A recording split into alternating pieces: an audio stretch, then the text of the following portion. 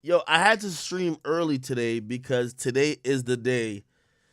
I'm actually gonna tweet this out. We might get a verdict on the YNW Melly trial today. Kind of unlikely, but it's possible. The trial essentially is done.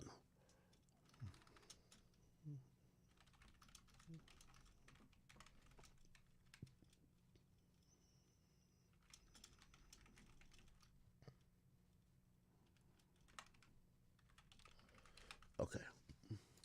Now, we're gonna kind of stay mostly focused on this YNW Melly trial. Like sometimes we get sidetracked with other topics that's obviously important in the space, but it's getting down to crunch time. This is the moment that we streamed over like 16 or 17 days for. So it's getting up to deliberations. There's going to be closing arguments today. We did miss one day, so I'm going to give you guys an update, and we're going to go through. The state had rested their case. Now we had to see what the defense had to bring to the table, and apparently it wasn't a lot. I think they only interviewed one guy, and they put one guy on the stand, and that person said something that they believe was kind of groundbreaking.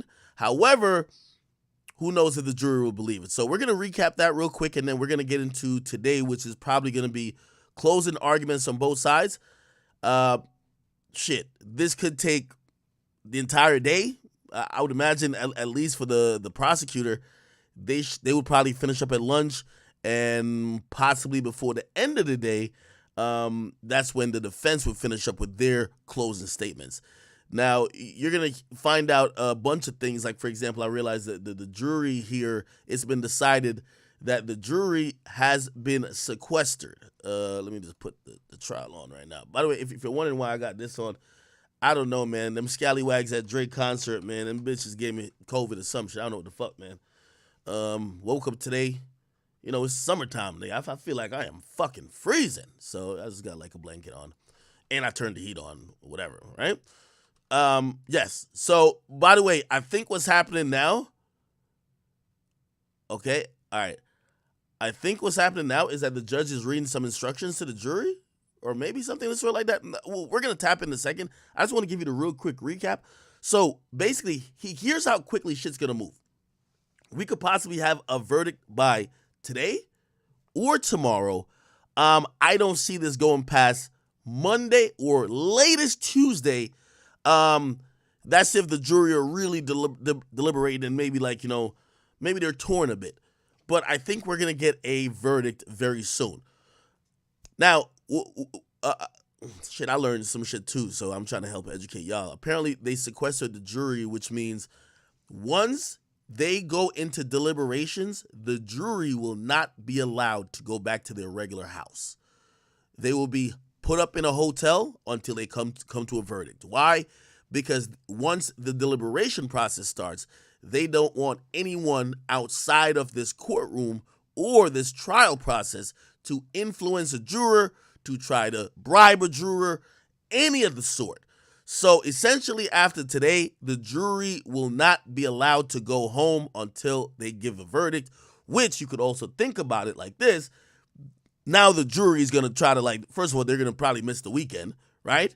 So they're going to come to, I would believe, a verdict very expeditiously, especially if, at least in their mind, it's cut and dry. We don't know where they're leaning. Anyway, let me give the quick recap of yesterday. Actually, it wasn't yesterday because yesterday court wasn't on. This would be of Tuesday. So let me show what really happened. So, okay. Here's the big thing that happened, right? Let me see if I can bring this up. Okay, cool. So essentially, the only person, and by the way, the first thing I should show you is that Melly has declined the ability to testify. By the way, you know, just like Tory Lanez declined to testify, Melly will not take the stand. I think this is the right decision. I know Tory's having a little bit of buyer's remorse because he didn't take the stand, but now people are like, well, if you didn't shoot her, why didn't you take the stand? Listen, this is a complicated legal process, and the prosecutor, if anybody they want on the stand is the actual person they feel is a suspect, that they could sink their teeth in to make their point. You want to protect your client who probably isn't that eloquent, who probably could say something to trip you up or trip up the defense you've given thus far. You want the prosecutor to prove you're guilty, not your client to fuck up and then allow a guilty verdict to be seen. So the judge asked Melly, and this is what happened. Defendant, and I guess Mr. Demmons, I need to talk to you, ask you a few questions. All right? You heard what your attorney said. He said he's resting. No further witnesses. Do you hear that? Yes, sir. All right, now, I don't know what discussion you had with your attorneys. You've got competent lawyers there. I mean, you've seen them perform here. You've discussed things with them, I assume, correct? Yes, sir. And you understand that you have a right to testify, and you also have a right not to testify. Do you understand that? Yes, sir. You understand that if you do testify, I'm going to instruct the jury that they have to consider your testimony as they would any other witness. Do you understand that? Yes, sir. And if you don't testify, I'm going to instruct the jury that you have a right not to testify, and they can't consider that, hold that against you. Do you understand that? Yes, sir. So my question, I guess, is did you have enough time to talk about this issue about you testifying or not testifying? Did you have enough time to discuss that with your attorneys? Yes, sir. Did they answer all your questions? Yes, sir. And what is your decision? I will not be testifying. You will not be testifying. No, sir. Is anyone forcing you or coercing you to make this decision? No, sir. Anybody make any promises or on the contrary, make any threats to get you not to testify? No, sir. This is your free and voluntary decision? Yes, sir. So let me go further. You heard your attorney said he rests, he's not going to call any other witness. That includes you, but no other witnesses. You understand that? Yes, sir. Is there any other witnesses that you wanted your attorneys to call and present to the jury? No, sir. Any other evidence that you wanted your attorneys to present to this jury? No, sir. You good? You satisfied with their performance? Yes, sir. All right. And He has a nice smile. Pause. Is that gay? everything that you wanted the jury to hear and listen to is before the jury. Is that right? Yes, sir. Thank you, sir. Let me ask, State, are you going to call any other witnesses? No, Your Honor. By the way, I can imagine Melly's team has discussed this. This is just a formality that could be put on the record that he understands that. By the way, there was only one witness that the defense called. I'm about to play that person's testimony, but they just have to put it on the record that he's okay with the performance of his lawyers, because what usually happens if a nigga loses the case, they start blaming the lawyer. You get what I mean? I'm going to show you the person that they put on the stand, which is this guy. They said this is YNW Melly's best friend, okay? He's the only person the defense called, and he gave some valuable insight, and also he stood up to cross-examination. So let's play this real quick, and then we're going to get right into closing statements. Again, by the way, we are expecting the jury to get this case probably around 3 p.m., maybe 2 p.m., and if that's the case, I don't think there will be a verdict today. However, there might be a verdict. I'm not sure if they're going to just say come back on Monday. I would probably think not, because since they're sequestering the jury can't go back home. So they got to stay in a hotel. So, of course, they would want to come in on Friday and try to figure this shit out. So let's see. Swear or affirm the testimony you should give in this case shall be the truth, the whole truth, and nothing but the truth. Yes, sir. Please state your full legal name for the record. Adrian Shaw Davis. Please spell your first and last name for the court. Adrian. Let's skip a little bit into it. How old are you? 24. Have you ever been convicted of a crime? Objection, No. Your Honor, invoking bolster. Do you have a nickname? Yes. What is it? AD. Okay. First of all, take your hand away from your mouth because these folks have to hear it. Okay. And I need you to speak into the mouth. Do you know someone by the name of Anthony Williams? Yes. Do you know what his nickname was? Set. Do you know someone by the name of Christopher Thomas? Yes. Do you know what his name is? Julie. Do you know a person by the name of Cortland Henry? Yes. And do you know his name? Yes. What is it? Do you know, I'm sorry, I didn't hear I'm sorry, Board. Bort, B-O-R-T. Do you know Jamel? Yes. Do you see him in the courtroom today? Yes. Would you point him out for us? Right there. This young man right here? Yes. Do you know him by another name? Melly. Do you know someone by the name of Trevon Glass? Yes. Do you know his nickname? Fetty. Thank. Do you know someone by the name of Jacoby Mills? Yes. And do you know his nickname? Kobe. And how about, do you know someone by the name of Dontavius Withers? Yes. And do you know his nickname? Tate. Let's start off with the first individual I named, Anthony Williams, also known as Seth. How did you meet him? 9th to 10th grade school. How about Christopher Thomas? How did Same. you meet him? During school. Portland or Cortland Henry? Met him in elementary. How about Melly? 6th grade.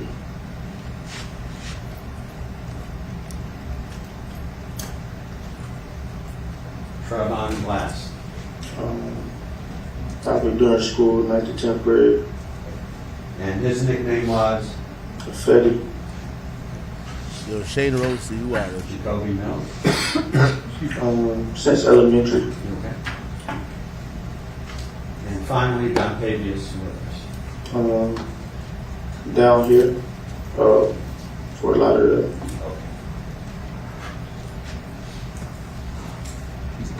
So you went to school with Williams, Thomas, Henry, Melly, Glass, and Mills. Is that correct? Yes, sir. Everybody's talking. I'm moving.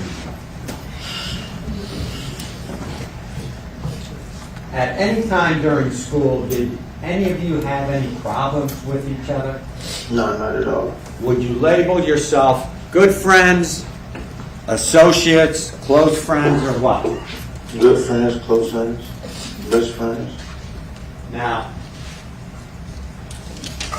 did Melly also have another name besides Melly and Jamel? Yeah. What So, we only call them that those crazy legs. Crazy Legs. Yeah. And why was he called Crazy Legs? Because he liked to dance. And that's why he got that nickname. Yeah. Was Melly a big kid, normal sized kid when you guys were in school? He's small. Did there come a time that Melly, and when I'm referring to Melly, I'm referring to this young man, Jamel. Yes. Did there come a time that Melly got involved in the music industry, Yes. specifically rap music? Yeah, back then. Now, you grew up where? Vero Beach. And you still live up in that area? No, sir. Where do you live? West Palm. And by the way, what do you do for a living? My granddad owns properties, rental properties and stuff, real estate. So we just cut grass, paint, whatever we need to do, keep the properties up. I want to draw your attention to the year of 2018. Did there come a time that you came down to Broward County, Miramar, Florida? Yes. About when was that? I don't remember exactly, but I want to say probably like September, July, something. Okay. And where did you stay? At Jamel's house. Who else was living at Jamel's house when you came down in August or September of 2018? Me, Jacoby, Melly, Sack, Juvie, Juvie was Christopher Thomas. yes, Tay, and Cortland. And was Melly in the rap music business at that time? Yes, I believe so. Yeah. Did you all get along together? Yes. Were there ever any arguments, fights amongst you guys? No. And is that where you met Dontavius Withers? Yes. And does he have a nickname? Tay.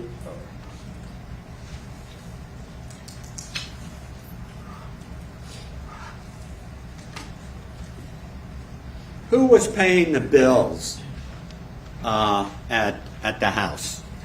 I don't know, but I'm pretty sure Melly was. Let's go to the day of October 25th, and so you have an idea where I am. This incident that we're here on occurred in the early morning hours of October 26th. Okay?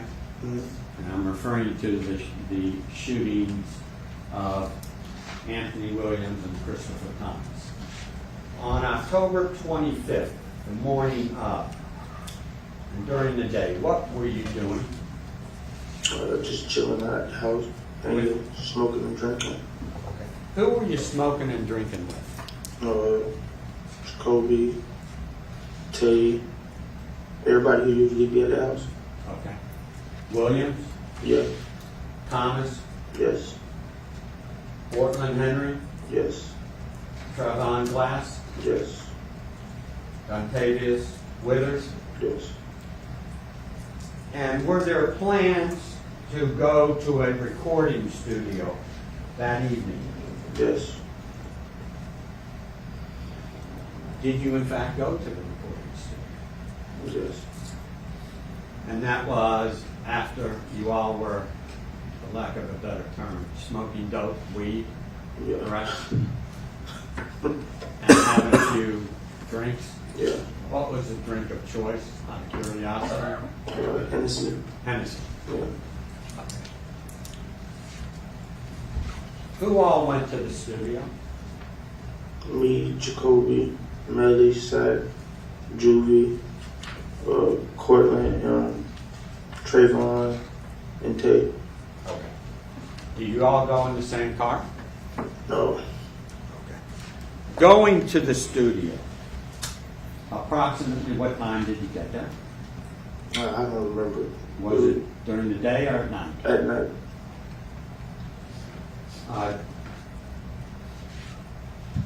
Did you go in the same car, or were there two cars? We took 2 cars. What type of cars were they? A Jeep and a Mitsubishi. What color was the Mitsubishi? Red. Will you tell this jury who got into the red Mitsubishi to go to the studio? Me, Jacoby, Tay, and Fetty, Trayvon. Okay. And who got into the Jeep to go to the studio? Melly, Sack, Juvie, and Boyd. Who drove? Do you know who drove the Mitsubishi to the studio? Tay. That would be Dontavius Withers. Yeah. Do you know who drove the Jeep to the studio? I think Boyd did. Okay, that would be Cortland. Cortland, yeah.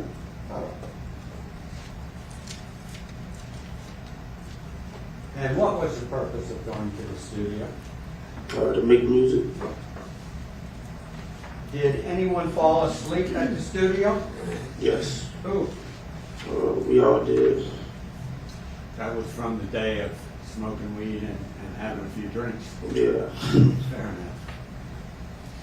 Did any arguments occur between any of you at the studio? Not at all. Did there come a time that you all left the studio? Yes. Did you leave the studio earlier than what was scheduled? Yeah, I believe so. We were all in there asleep. Will you tell the jury who got into the red Mitsubishi? Me, Jacoby, Trayvon, and Tate, Dontravius. You know who got into the Jeep? Cortland, Jamel, Sack, and Judy. Where were you going?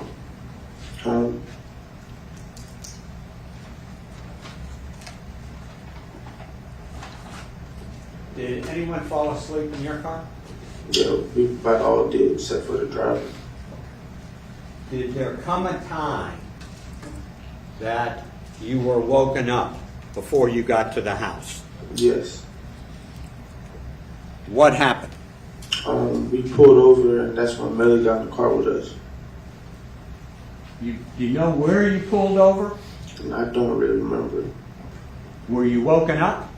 Yeah, but Why? it was like, because I was getting pushed over a little bit. And are you 100% sure that this young man got into the red Mitsubishi? Yes. What happened to the Jeep? I think they just kept going. Where'd you go?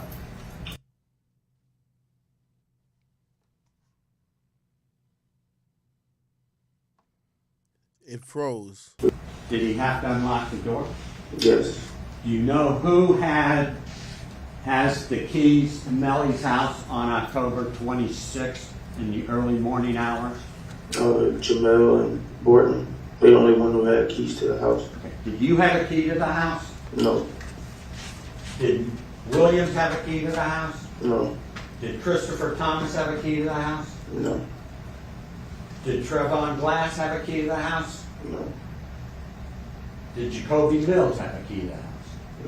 No. And how about Dontavius Williams? Did he have a key? No. Okay. So the only two people you know who had a key to the house was this young man Yes. and Cortland Henry. Yes. Did you see this young man unlock the door of the house? Yes. Who was the last person to get out of the red Mitsubishi to go inside the house? Trayvon, he was in the hospital asleep. He was in the car asleep when you got to his house? Yeah.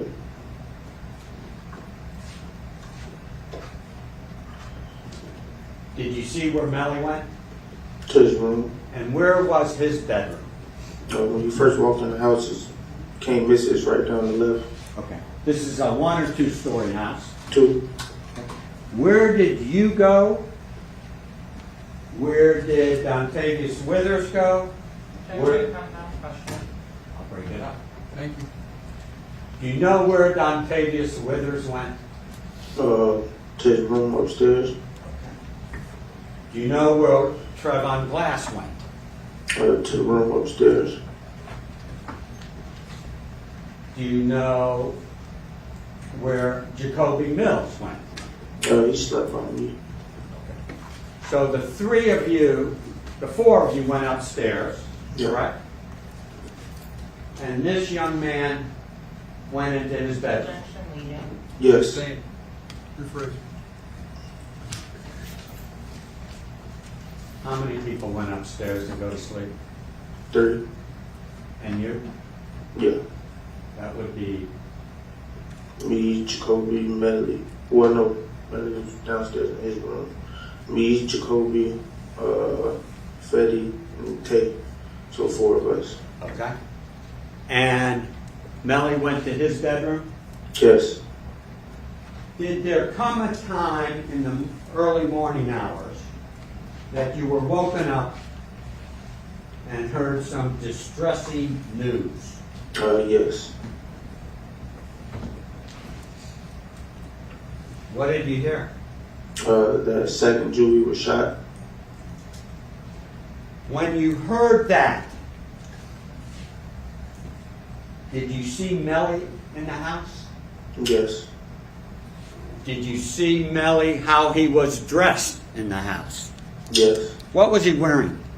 Shorts and a t-shirt, I think. Okay.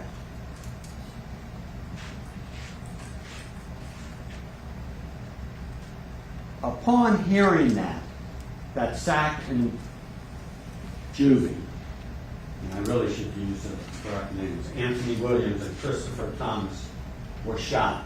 What did you guys do? We were already dressed and stuff, so we just left with Fredo's house. Was anybody upset or crying? Yeah, we all were crying. Was this young man crying? Yes. Are you sure of that? Positive. Your Honor. That's amazing.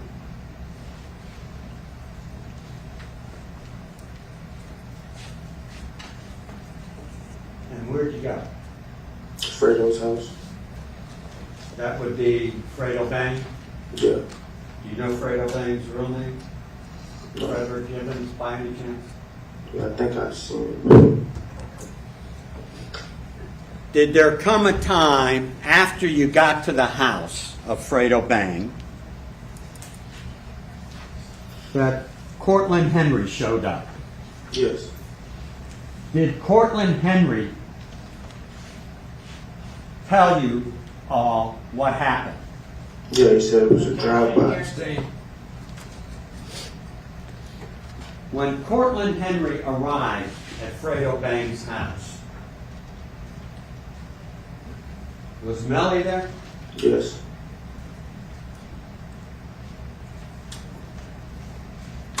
Did you eventually leave that house? Yes. Approximately what time did you leave that house? I really don't remember. Where'd you go? Back to Jamel's house. Who went with you? Me, Trayvon, Jacoby, and Fetty. By the way, when you first learned that Anthony Williams and Christopher Thomas were shot at the house with Melly, did anyone get on the phone? Yeah. Did anyone have any problem locating their phone? Yes. Who was that? Jamel.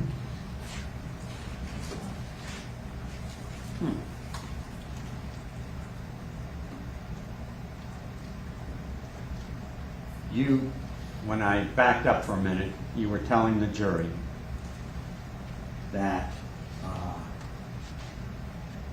you went back to Melly's house. Mm-hmm. You got an answer, yes or no? She Oh, can't yes. She can't take down, shaking your head. How'd you get in? The door was unlocked. Were you aware whether or not Melly had a contractual agreement to do a video shoot that day? Yeah, it was something like that. I know he probably would have lost a lot of money if he didn't go to the music video. He was upset. Was Melly crying at Frito Bang's house? Yes. Were you crying? Yes. Because you all grew up together. Mm-hmm. Yes. Yeah. Yeah.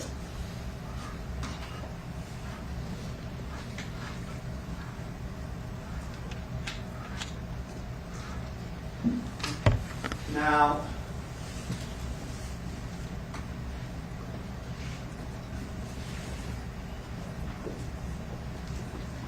did you in fact tell this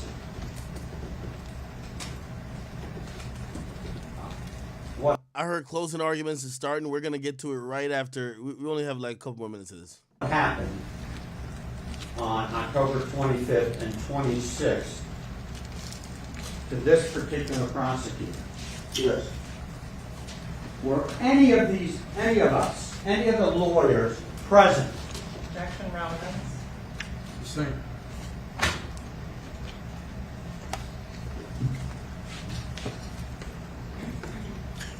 Did you tell the prosecutor, when you spoke to the prosecutor, were you under oath, Yes. sworn to tell the truth? Yes. Objection, proper bolstering. Sustained.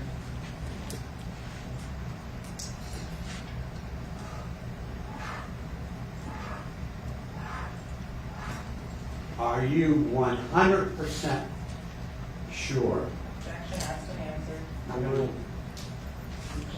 that Melly got into the red Mitsubishi to go home? Yes. Are you 100% sure that this young man learned of the shooting of his friends at the exact same time you learned of it? Yes. And that was at the house? Yes. Are you 100% sure that when people were getting on the phone, that this young man was looking for his phone to call people? Yes.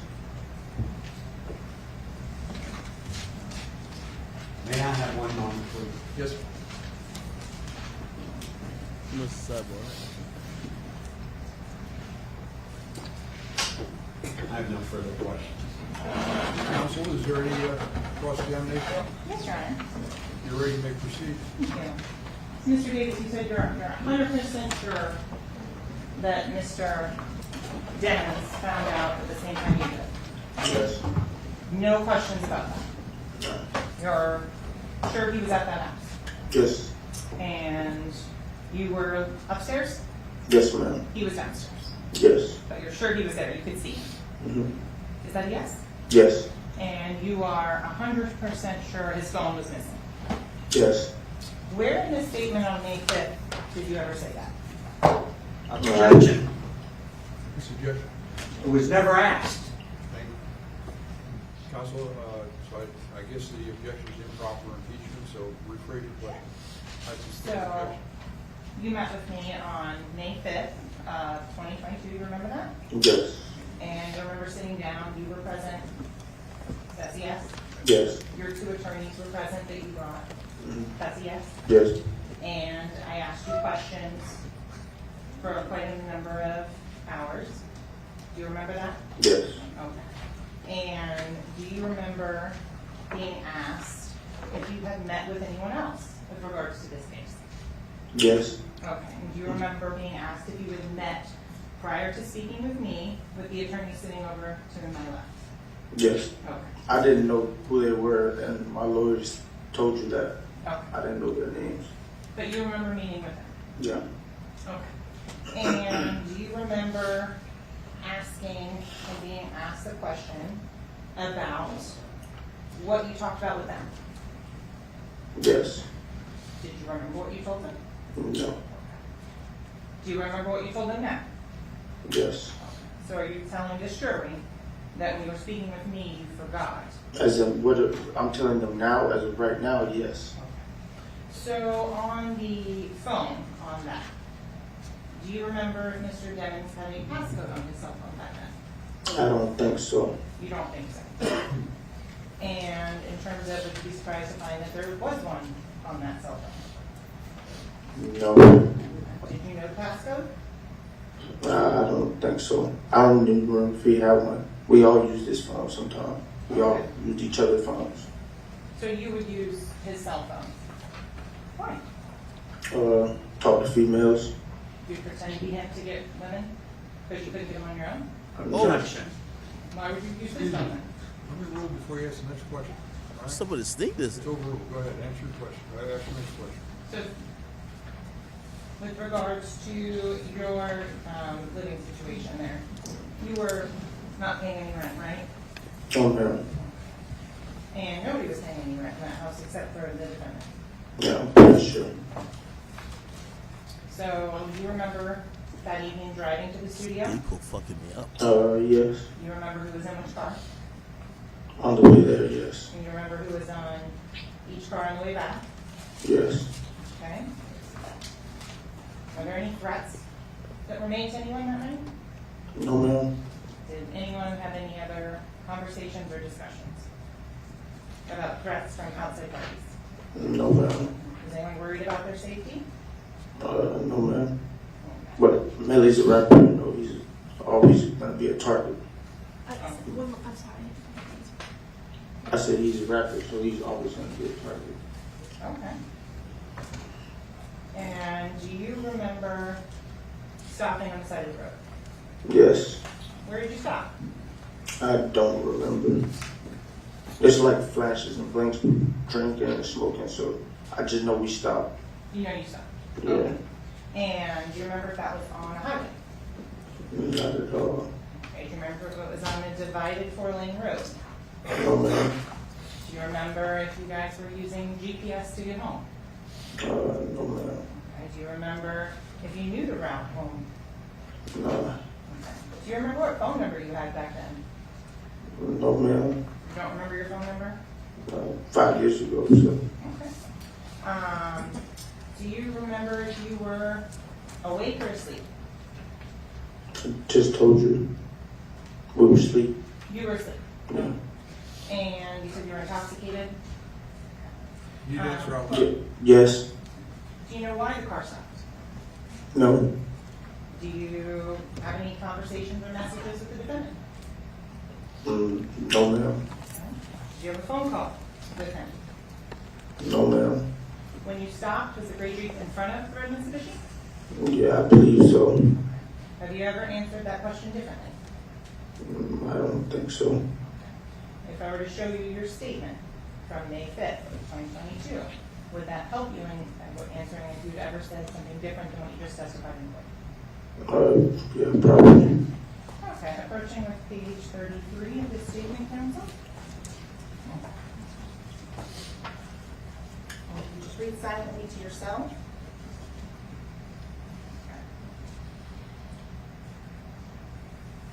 One line?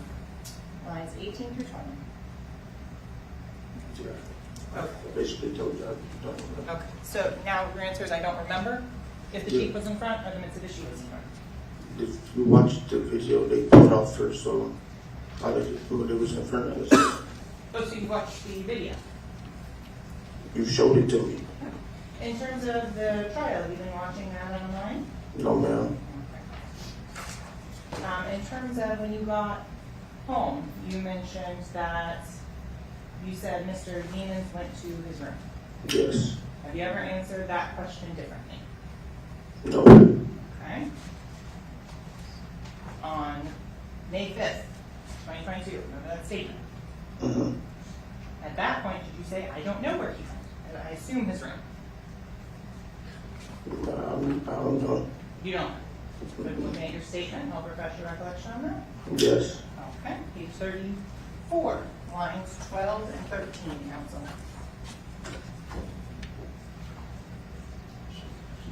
Yeah. Okay, so did you previously give a different statement that you didn't know where he went and you were assuming he went to his room? Yeah. When did you? So with regards to the car, you're saying that you got pushed over when somebody got in the car? Yeah. Okay. And with regards to being pushed over, did you wake up when that happened? Like it was flashes. Like yeah, I guess you could say I woke up. Okay. And did they move you over or climb over you? I don't remember. Have you ever made a statement that's different than that? I don't know. I can't remember. Okay. Again, page 33. Question was asked, did they climb over to get you to the middle over you to get to the middle of the back seat? Your answer was, I think I was at the window, so no, I think they might have climbed over me. Okay. So is it your testimony that somebody climbed over you or you pushed over? I mean, Or that you don't remember? yeah, I don't really remember. You don't really remember? Yeah. Okay. And in terms of the phone, right? Did you see anyone get into that gray Jeep? No.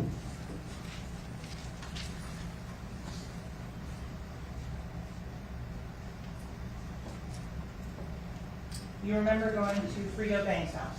Yes. Okay. And you remember seeing the defendant there? Is that a yes? Yeah, he was there with us. And you remember leaving there afterwards?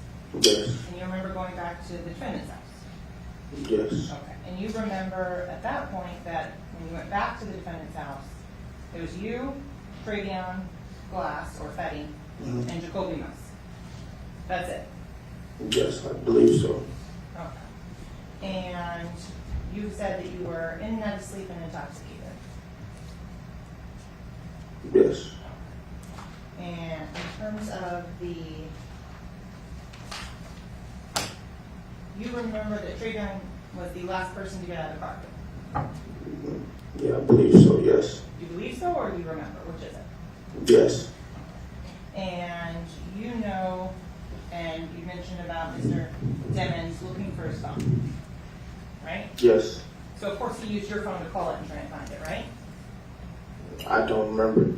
You don't remember how he was trying to find his phone? Just in the house looking for it, just like you would do if you lost yours. So he didn't, try and do Find My iPhone or anything like that. Of course he used yours to do that, right? I don't remember. Of course he used something like, an Apple iWatch and set it up. Objection, there's no testimony that he had I it. don't remember. Excuse me. Okay. One at a time. You asked the question. Objection noted. Overruled. So of course he did all that. He went on Find My iPhone and he's looking for it. I don't know. I don't remember. You don't remember. Okay. And of course he is using everybody else's phone to try and find it. I don't know. You don't remember. Okay. But conveniently the phone's missing that morning. Objection to the form. Abstain. Yes. I sustain the objection. So with regards to your conversation, you texted back and forth with the defendant prior to this event occurring, right? Yes. And he had sent you a picture of his driver's license from that phone number. Yes. Oh. So you knew Mr. Demmons, the defendant, Melly, to use that cell phone, 772-713-9807.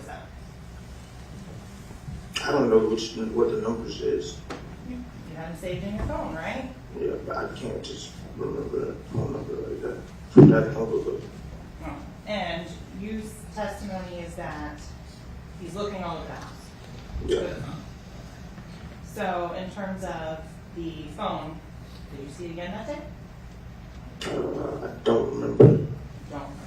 Okay. And in terms of the phone traveling up to the video shoot up in Cocoa, you don't know how the phone would have gotten up there. I don't know. And you didn't shoot Mr. Williams or Mr. Thomas, right? No. But you know who we're talking about, right? Chris and Anthony. Yes. And in terms of the messages and things for Mr. Hammond, you're aware that his phone was broken at that time, right? I don't know. You don't know. I don't know. In terms of Mr. Demons, you know he was dating Mariah Hamilton. Yeah. Okay. And you know that Mr. Demons would FaceTime her on a regular basis. Objection. What's the objection? There's no evidence of that. I don't know. Overruled. So you know, and Mr. Demons would, Excuse me, use the correct name. Mr. Demons, my apologies. Mr. Demons would FaceTime and video chat frequently. Yes, that's what you got a phone for.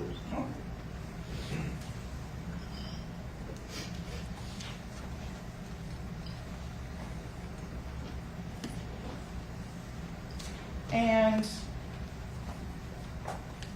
Mr. Davis, you never met with Detective Mark Melly? You never gave a statement? No, ma'am. And so the first time that you ever said anything about the phone being missing was today, July 18, 2023? Yes, I believe so. Okay. Nothing further, Your Honor. Few questions. Is there any regret? Go ahead, sir. Detective Moretti never even talked to you during this investigation, did he? No, sir. And the bottom line is, at the time you learned that Christopher and Anthony were shot, Zach and Juvie were shot, this man was at his house, correct? Yes, sir. And did you tell that to the state? Yes. And were they the first ones who contacted you about this case? Yes. Thank you. Is this witness excused? Yes. Sir, thank you very much. You may step down. You're excused. Counsel? We would, at this time, yes. Ladies and gentlemen, I need a few minutes with the attorneys. Do not discuss the case. Don't form any opinion about the case. Don't allow.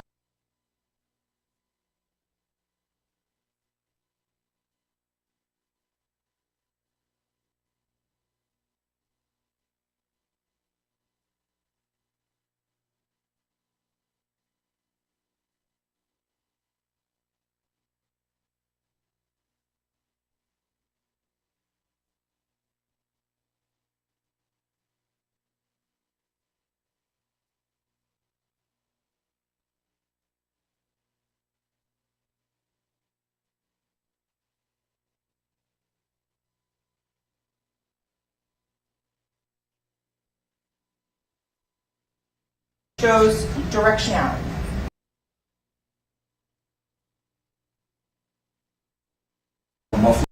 Did the witness have some interest in how the case should be defense? C, the defendant is not guilty. Goes on further. Listen closely. The system does not work without. Right now. Something like that. Ben.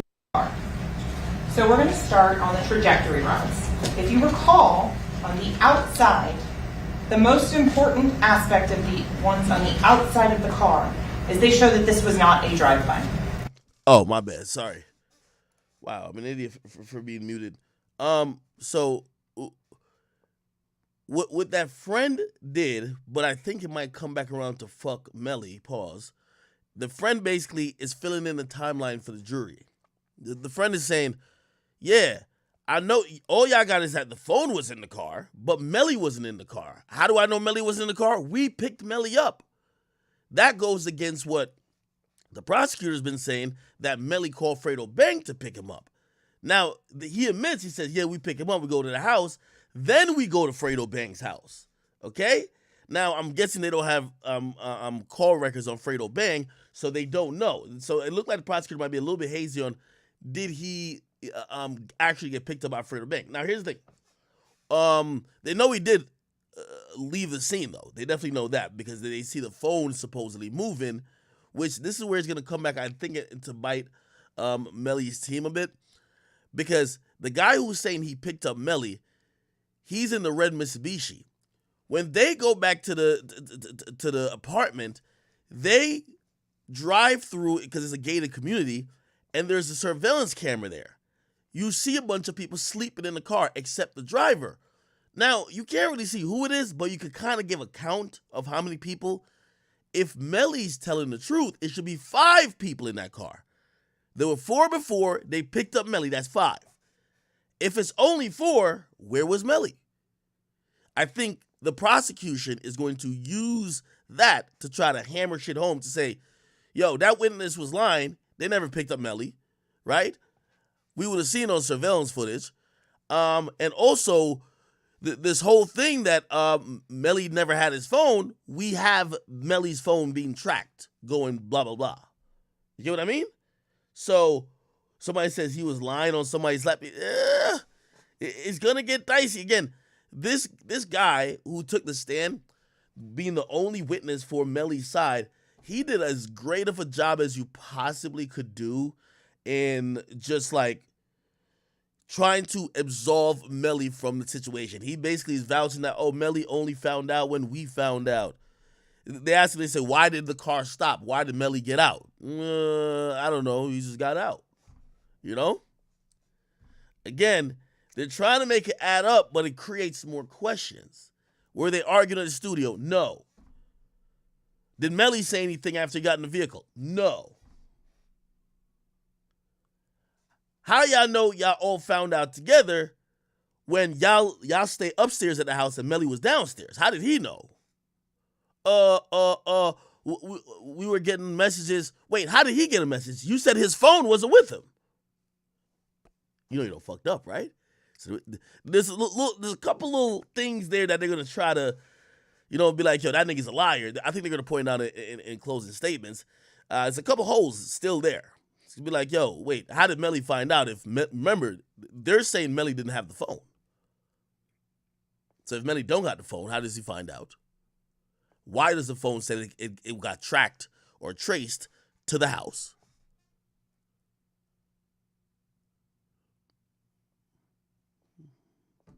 Yeah. Let's see. Let's keep it going, though. Keyholing. If you remember, you learned about keyholing. That would be an angle of entry on that. So he then showed you the blue star.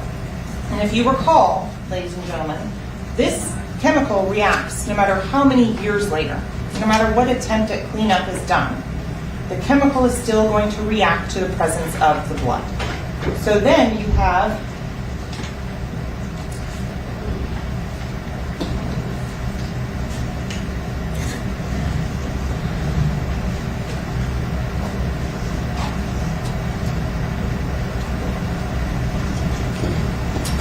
that reaction. And that reaction, ladies and gentlemen, tells you that someone is sitting in this seat. Because, as Detective Williams illustrated, it's where the blue star isn't. So there is no blood. There's no blood where someone's would have been sitting. There's no blood where their legs would have been, and you can see on the V that's indicated on that. And there's no blood on the back of the seat. So, ladies and gentlemen, what does that tell you? The killer was sitting there. And there's no blood because something was blocking it from getting onto that area of the car. So what do we know as well from this car? We know that there's also that this door was closed. How can that be said? Because, ladies and gentlemen, the blue star here shows that this door was shut because there was blood on this door handle. You have from this as well the headliner. So the headliner shows directionality. The headliner shows the way Anthony Williams' head was positioned when he was shot. That's one aspect of it. That DNA that was tested is all Anthony Williams, but we'll get to that. So the DNA, very strong support. 51.2 septillion times more likely to be that of Anthony Williams than any unrelated individual in the world. That was from Kurt Rhodes. If you recall, he was the expert on DNA. He told you and taught you how DNA is done, how everything works. So now, putting those two things together, you can say, and the evidence shows, Anthony Williams, the way his head was in that Jeep, is that he is sitting in this front passenger seat, and as you can see, all the blood is dripping down the back of the seat. That tells you, ladies and gentlemen, and from the angle of entry when we get to the medical examiner's information, that his head was right here. Hey, the more they show the bullet wounds, they're going to show the bodies, they're going to show the car, the blood. This is what I think they're hoping that people are going to, like the jurors are going to, it's seeing the clothes of a dead man and seeing dead people. It's going to hit you hard like there's a real crime that happened here, buddy. Ladies and gentlemen, that during the course of this shooting, Cortland Henry has his... By the way, you know what the friend also did? I just thought about it. The friend of Melly, he also basically tries to counter the narrative. Remember, Melly goes to a video shoot the next day, and he's just chilling, just stacking and stacking. It shows that Melly was crying, where he says, yo, Melly was emotional. It makes him seem like a human, because everything we see on video is Melly laughing. Side of his shirt, not the front. So on here you have the blowback coming there, and that's, again, 32.2 septillion times more likely to be the DNA of Anthony Williams. So then we have the back of the shirt. And so if you recall, the blood on the back of the shirt is right here. And that blood Christopher Thomas, a single source profile. So what does that tell you, ladies and gentlemen? That tells you that Cortland Henry didn't fire the fatal shot for Christopher Thomas. Here's why. That blood is coming from Mr. Thomas when he is shot. The blood's only moving like that, as you heard from Sergeant Williams, when there is a pulse, when there is pressure. Remember the garden hose analogy that he used and talked about? That's when you're getting the blood that's going to be coming out of the body. And on that, so from there, you know, Cortland Henry is ducked over and flinching away from Christopher Thomas. So he cannot get that shot on Christopher Thomas from where he is sitting in the driver's seat. Even if he was in the back seat, let's argue that for a second. To get the blood there, he would have to have been completely turned facing backwards to Mr. Thomas and then turned and shot over his shoulder to get blood on the back of his shirt. That's not reasonable inside of a car. What is reasonable is that he's driving, the shot happens to Anthony Williams in the back of the head, blood gets on the front of his shirt. He flinches, comes down, shot happens to Christopher Thomas, blood gets on the back of his shirt. So that was the other aspect that we learned from Anthony Williams, because there was the entrance and the exit wound. So from there, ladies and gentlemen, you can tell, again, the side-to-side orientation of the head, because that front passenger window is blown out.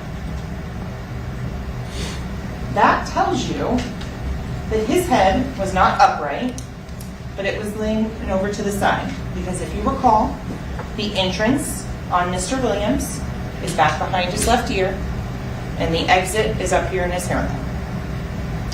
If he was sitting up and awake and knew what was going on, you would expect to find a projectile in the headliner and the roof of that Jeep. But you don't. Instead, you know, based on his head angle, that it goes out the window, blows out the glass. For Christopher Thomas, he is in the rear. So what do you know about Christopher Thomas's wound? That it's coming in at almost 90 degrees on the left side of his face, and that there is stippling. You learned about stippling, the imprint of unburnt gunpowder into the skin of a living human being. Powder tattooing, it's also called. So on Christopher Thomas, you learned from Sergeant Williams, as well as from the medical examiners, that the firearm that inflicted that wound was approximately 3 inches to no more than 3 feet. Sergeant Williams said his estimation is no more than 12 inches away. And so why is that important? Let's go back and argue the Cortland Henry. If Cortland Henry was making these shots from the driver's seat, you would expect Anthony Williams to be covered in stippling, because they're that much closer and nothing would be blocking or impeding that shot. But if the shot is instead coming from the rear passenger side, you're not going to have that same stippling on Anthony Williams because the seat's in the way. Cortland Henry, there is nothing blocking it, so you have the stippling. So ladies and gentlemen, that's one of the things that you would notice, and the differences that show that why it could not have been Cortland Henry in the driver's seat with this weapon. We know it can the backseat passenger, it could have been, because there is stippling. If it was the backseat passenger was shot by the driver, you wouldn't see that pattern of stippling because they couldn't get close enough to make that pattern in that imprint. So then we have all the drive-by on the trajectory routes that we talked about briefly. But this one is important because this is talking about strike K. So why is strike K important, right? Strike K comes in and hits the front of the rear door. That tells you that that door was open when that drive-by was staged. Because as you heard from Sergeant Williams, if this was actually a drive-by, this is what you would have seen. Strikes coming in at different angles, at obtuse angles. There would be angles of entry that would show either a pattern of speeding up or slowing down. But instead, you have them coming in at 90 degrees. And that goes for the front, on the driver's side door, the rear driver's side door, and then you have strike K going across. And remember, this is, Chris Carter took this picture that shows you where strike K impacted this door. If this door had been closed, you would expect it to be going into the speaker. That's where you would expect it if it had been a closed door. That's not what happened. Also, if that had happened during a drive-by, whoever was sitting in that rear driver's side passenger seat would have had a projectile right through their knees. That was the path of that bullet. Talking about as well on the driver. If you recall, ladies and gentlemen, projectiles are found underneath the brake pedal. You don't see any injuries on Mr. Henry. He got out of that car too.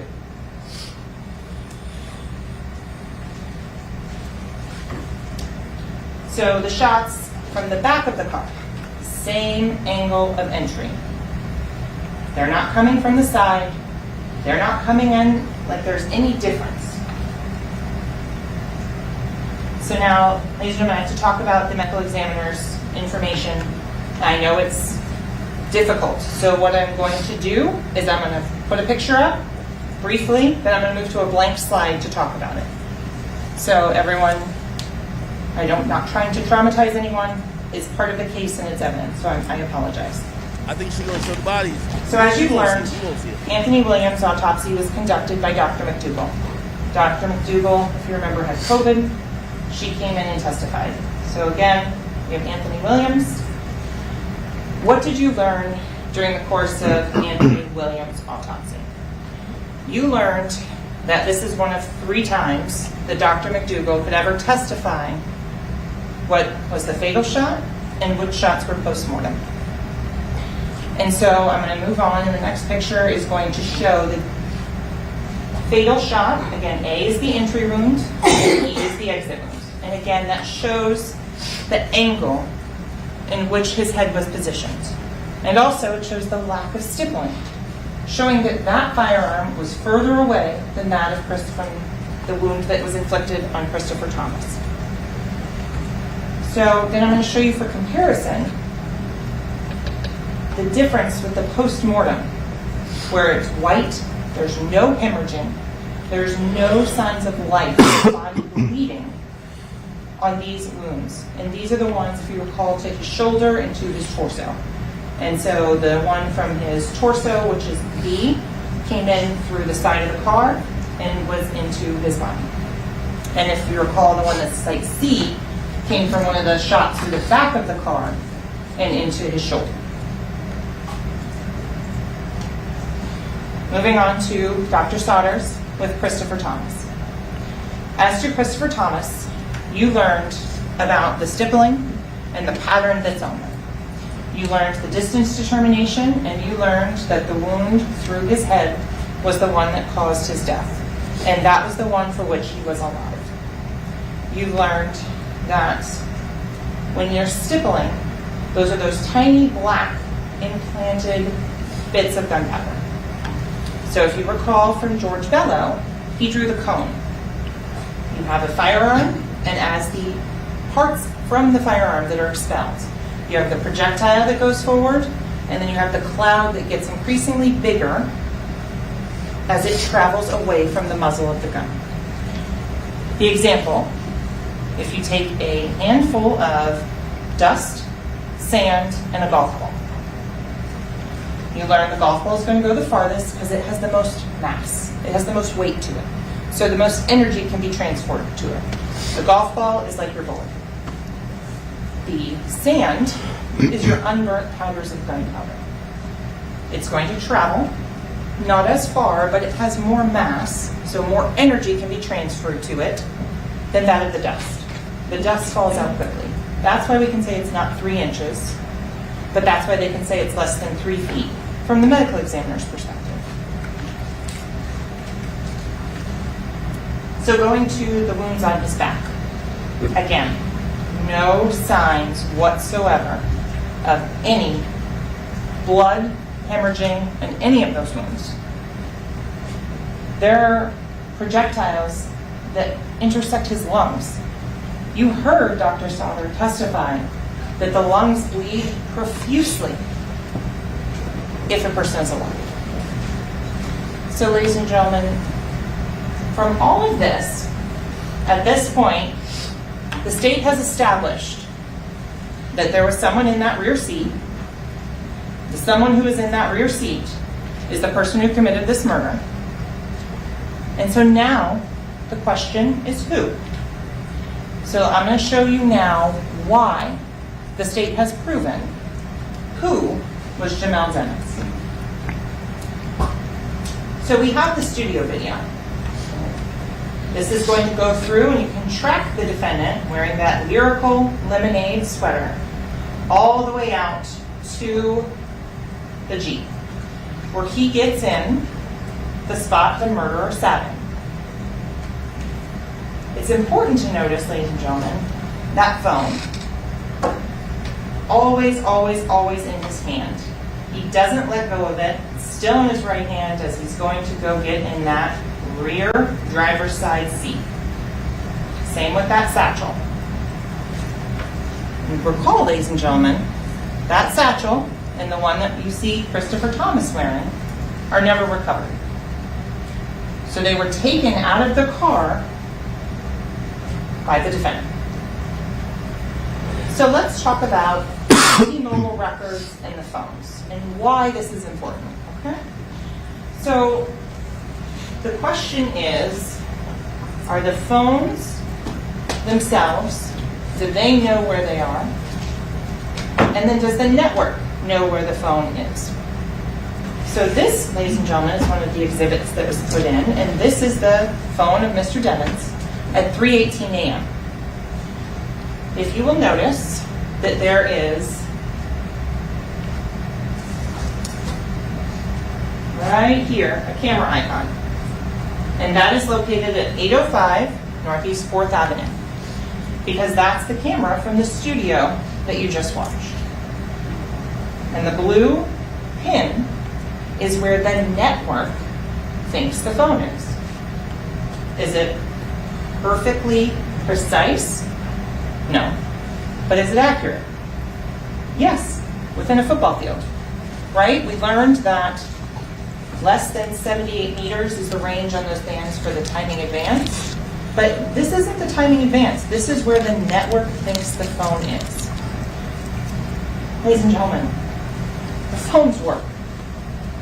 You know the phones work because in your daily life, when you need to go anywhere, you go into a mapping app and you put an address in. You don't have to know where you are to get somewhere because the phone knows where you are. These are things that you use on a daily basis. It's common sense.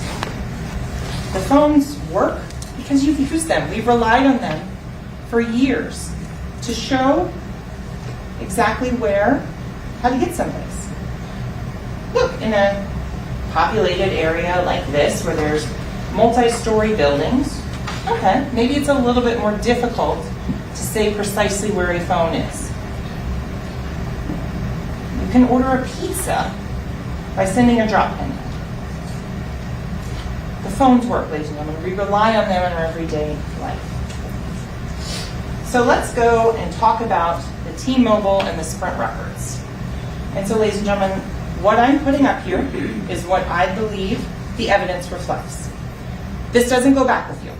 You don't get to take a copy of this into the back, but this is all things that are in evidence. This is a summary of them. So these are all the phone numbers that were in use in October of 2018. I am not suggesting they are still being used by these individuals. So at this point, the state has established, based on the business records from Sprint Christopher Thomas, 772-713-2341. Anthony Williams, 954-248-9081. Mr. Demons, 772-713-9807.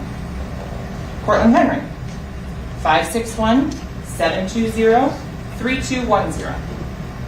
Jamie King, the mother of Mr. Demons, 772-501-6942. Jameson Francois, track, the manager, 954-376-9158. Frederick Gibbons, the Louisiana-based rapper who lived the next community over, 225-529-5054. And then Dontavius Withers, one of the other individuals in the red Mitsubishi, 954-371-7895. So from these phone numbers and those records are where we're getting the information as to where the people work. So ladies and gentlemen, I encourage you to go through and look at those records. Look at who the subscriber is. Jamie King was paying for the phone of Anthony Williams and Jamel Demons. Doesn't mean she was using it. In fact, she's listed under the billing information, and that's her number. So you have that, and that's the 772-713-9807. And you can tell the date the service began, November 30th, 2017. Ladies and gentlemen, it's important to look at these things and things that start before the murder. Because when people are creating email accounts, when they're setting up social media, when they're buying phones years before, they're not trying to hide anything at that point. So I submit to you that those are things that are reliable because there's no motive at that point to lie. So we have, again, like I said, she's under the billing for Miss King. So we have Cortland Henry. And so if you recall, Detective Moretti talked to you about Cortland Henry. Because it was a question of, it's so weird he doesn't have a phone. Well, you learned that the phone that he had was a pay-as-you-go phone. So it was a minute phone. And you also learned that every single phone call that came into that phone on October 26th of 2018 went straight to voicemail. What's a reasonable inference, ladies and gentlemen? The phone wasn't on. He didn't have minutes, or it was broken. That's what those records show.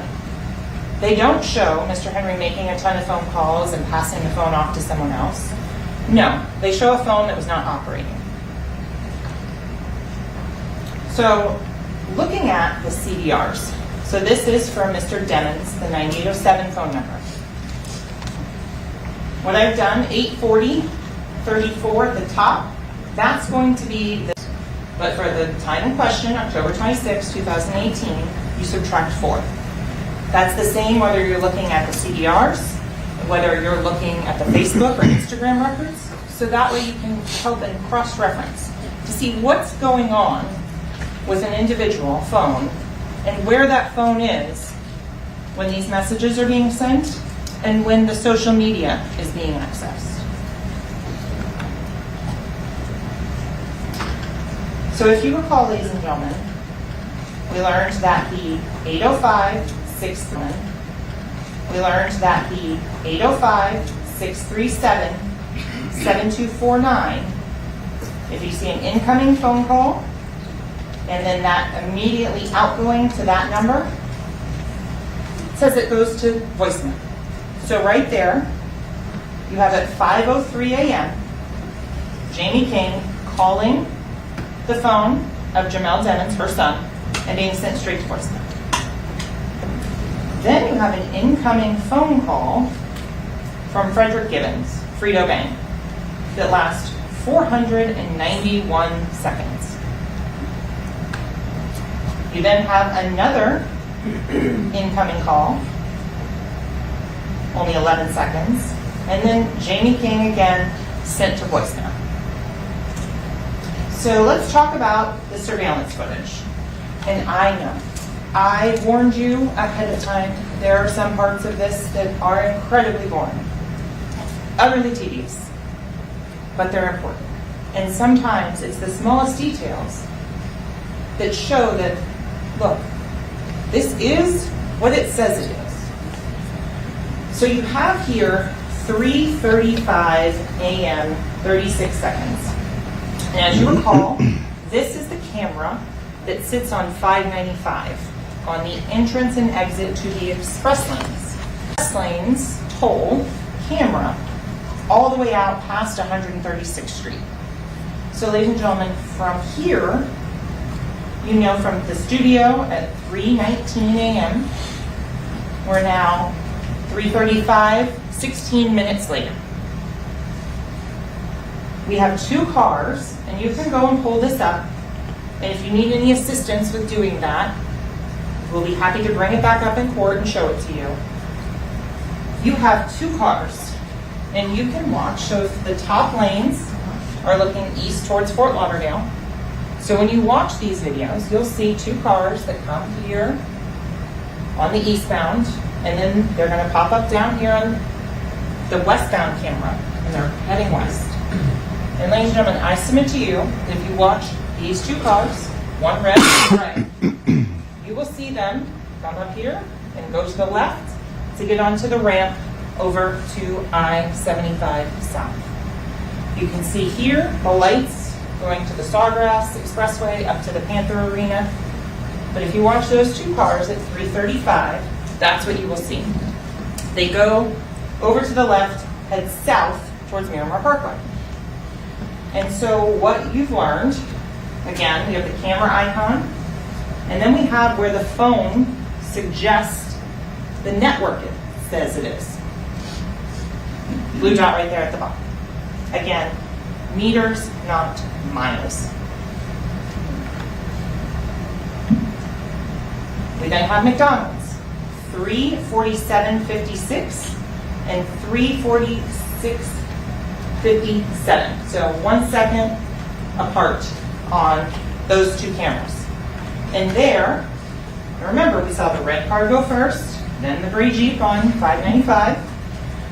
You're looking here, red car, gray car. So, on surveillance footage. When a business, a private residence, puts up surveillance cameras, they're not there for the benefit of law enforcement. They're there for the benefit of that business.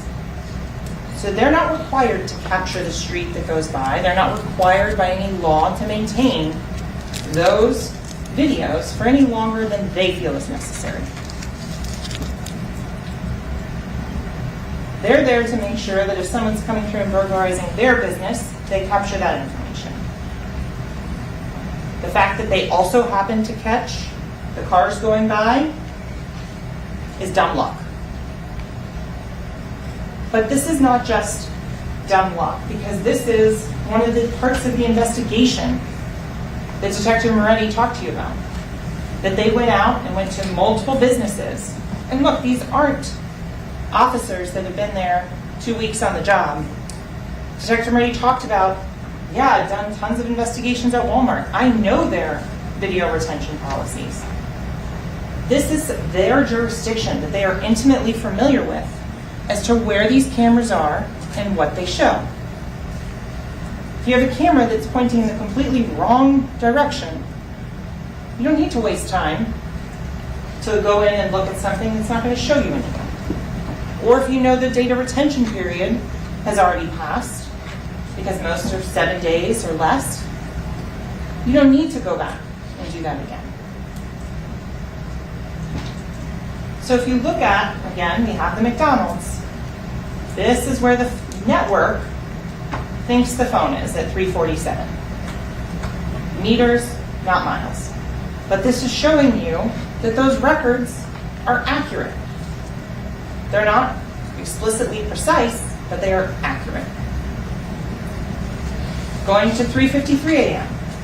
This is the Montessori Academy. So ladies and gentlemen, you can see there's the Montessori Academy. And there's Family First, thank you for the donation. Say, yo, Ack, I hate to admit it, man, but she making sense. And I know the defense is cooked, but the jury's regular people like me. So if I'm convinced, I know they're on board. Damn.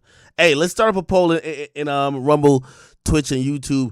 Is Melly cooked or nah? By the way, she's supposed to be convincing. This is the state's closing arguments. We have to see, do you get convinced back to the other side when you hear Melly's team? By the way, this is a call. 3:50 a.m. So ladies and gentlemen, you learned a lot about the geography of Miramar and Fort Lauderdale and the distances between them. You learned from 805 Northeast 4th Avenue in Fort Lauderdale, Florida, to Sunset Lakes, the 40th Street Visitors Entrance. You're looking about 31 miles. Detective Moretti talked to you about driving that route, and rather than spend 45 minutes doing that drive, he instead did the 16-minute version flying over to be able to show you all of these locations in a much quicker, expedient process. So you know that the red Mitsubishi goes 30 miles in 30 minutes. That's an average speed of 60 miles an hour. And so you have in that the phone of Dontavius Withers. Mr. Withers has been identified as the person who was driving. And you have Travion Glass in that front passenger seat. Ladies and gentlemen, watch that video, please. You can see Mr. Glass moving his hands. You can see that he's awake at the time at this guard gate. Watch it. If you need help, again, we're happy to assist. So then we have 4:03 a.m. So at 4:03 a.m., ladies and gentlemen, we have a very specific location the network thinks the phone is. And this goes back to being in the big city, right? We're here in this courtroom. Right there we can see 3rd Avenue out the window. We can see the New River. Phone doesn't know if we're on the 4th floor, 5th floor, 6th floor. But we could be anywhere in this building, right? That's the beauty of Pembroke Road and US 27. Because what you've learned, ladies and gentlemen, is that on the west side of Highway US 27, there is a canal. You've learned that 208 Avenue is gated on the north and the south ends. That there is a Pembroke Pines fire training facility out there, so it's locked. You've learned that at the end of Pembroke Road, out here to the east on this map, there's another set of closed gates that prevents any further eastern traffic. You've learned that there's a waste management recycling facility out there. Again, another gate, an area you can't get into easily. So because of that limits the places the phone can be. It's not in a helicopter, it's in a car. And we'll get into that in just a little bit. So let's talk about the timing advance. For Mr. Dennett's phone, I want to make sure it's clear when you're going through outdoor stationary I've highlighted in green. So from 319 outdoor stationary, mobile, mobile, mobile, mobile, mobile, mobile, till 403, outdoor stationary, then mobile again, all the way until 440. Why is that important? Well, let's look at the pattern of travel. Let's look at what the phone is showing where it thinks it is. Ladies and gentlemen, just think about cellular telephones. Think about how they can tell you're mobile. Most human beings can't run 60 miles per hour on their feet. So if you think about the speed at which a phone is traveling, that's going to tell the cell phone company, whether it's mobile, inside a building, or outside. If someone is outside, not moving, nothing's obstructing, there's no concrete, there's no rebar, there's no electrical wiring interfering with their phone, getting a clear signal to a tower, to the satellite for GPS, that's going to tell them outdoor stationary. And ladies and gentlemen, this is common sense. These are things that you know on a daily basis that you have to deal with your own cell phones. You go into a really tall building, hard to get a signal. You have to go out to a window. And just because that is out there, ladies and gentlemen, doesn't mean that we're saying it's 100% accurate. We're saying that it is reliable on that it is also able to be corroborated by other evidence. What do I mean? 3:18 a.m., where it says the defendant is outdoor stationary, guess what the video at the studio shows? The defendant outside. When it says out here at 4:40 and 4:42, outdoor stationary, guess what the other evidence shows? The defendant outside sending a drop pin to his buddy from that phone. So let's talk about the pawn flip. Again, this goes to showing when you're not... I'm sorry. It's a good time to interrupt for a second. Please turn. I'm told someone needs a restroom break. We'll take a short recess. Do not discuss the case. All right, they did the bathroom break, but we're behind a bit, so we'll be able to catch up. Well, you learn hours at lanes are looking east towards Fort Lauderdale. So when you watch these videos, you'll see two cars that come here on the eastbound, and then they're going to pop up down here on the westbound camera, and they're heading west. And ladies and gentlemen, By the way, she's just meticulously compiling all the evidence, going over what all the experts says, making it as simple as possible. Putting it in a summary version of saying, hey, listen, there's no possible way this nigga didn't do it. Right? I see some people in here saying they're convinced. You're supposed to be convinced if this prosecutor is worth anything. You know what I mean? Let me see. What are your thoughts right now on the prosecution's closing argument, the start of it? It's very compelling. I mean, when you lump together the ballistics, the digital, the GPS, the phone data, I'm telling you, it's almost irrefutable. In fact, they did not counter it in the defense case. So right now, I think the prosecution is scoring points, and I think Jamel Demons is in some pretty serious legal trouble. So what he's talking about in terms of countering it, remember Melly only called one witness, which was his friend. They didn't call other experts to say, hey, well, hold on a bit. I know y'all go off GPS positioning, but we have this one case, or sometimes it gives a bad reading every 90 seconds, like something to make it seem like the GPS and forensic evidence isn't, up there. But here's the thing. You just can't argue with science. Like, you look retarded. So I think that's why they didn't try it. But this is why I said it was always an uphill battle, because how are you going to argue with bullet trajectories and fucking all the ballistic stuff they did? What are you going to try to say? Be like, oh, no, y'all are just randomly creating that the bullets came from this one seat. It really came from outside. Are you going to argue with a medical examiner that's done thousands of autopsies to say, oh, no, the fatal shot was actually done from outside the car, not inside the car? Everybody's saying everything. So I think they're just kind of hoping on you don't got the murder weapon, don't got a motive. Everybody around him is basically saying he wasn't there or he don't know what's going on. And while as a jury member, you do want to, you're looking like, Melly, what the fuck happened? He doesn't need to tell you what happened. They need to prove beyond a reasonable doubt that he's guilty. And that's where we're at right now. Let me get back to it live, right? Counsel, rather, and the Assistant State Attorney. Counsel, if you're ready to proceed with your closing, you may.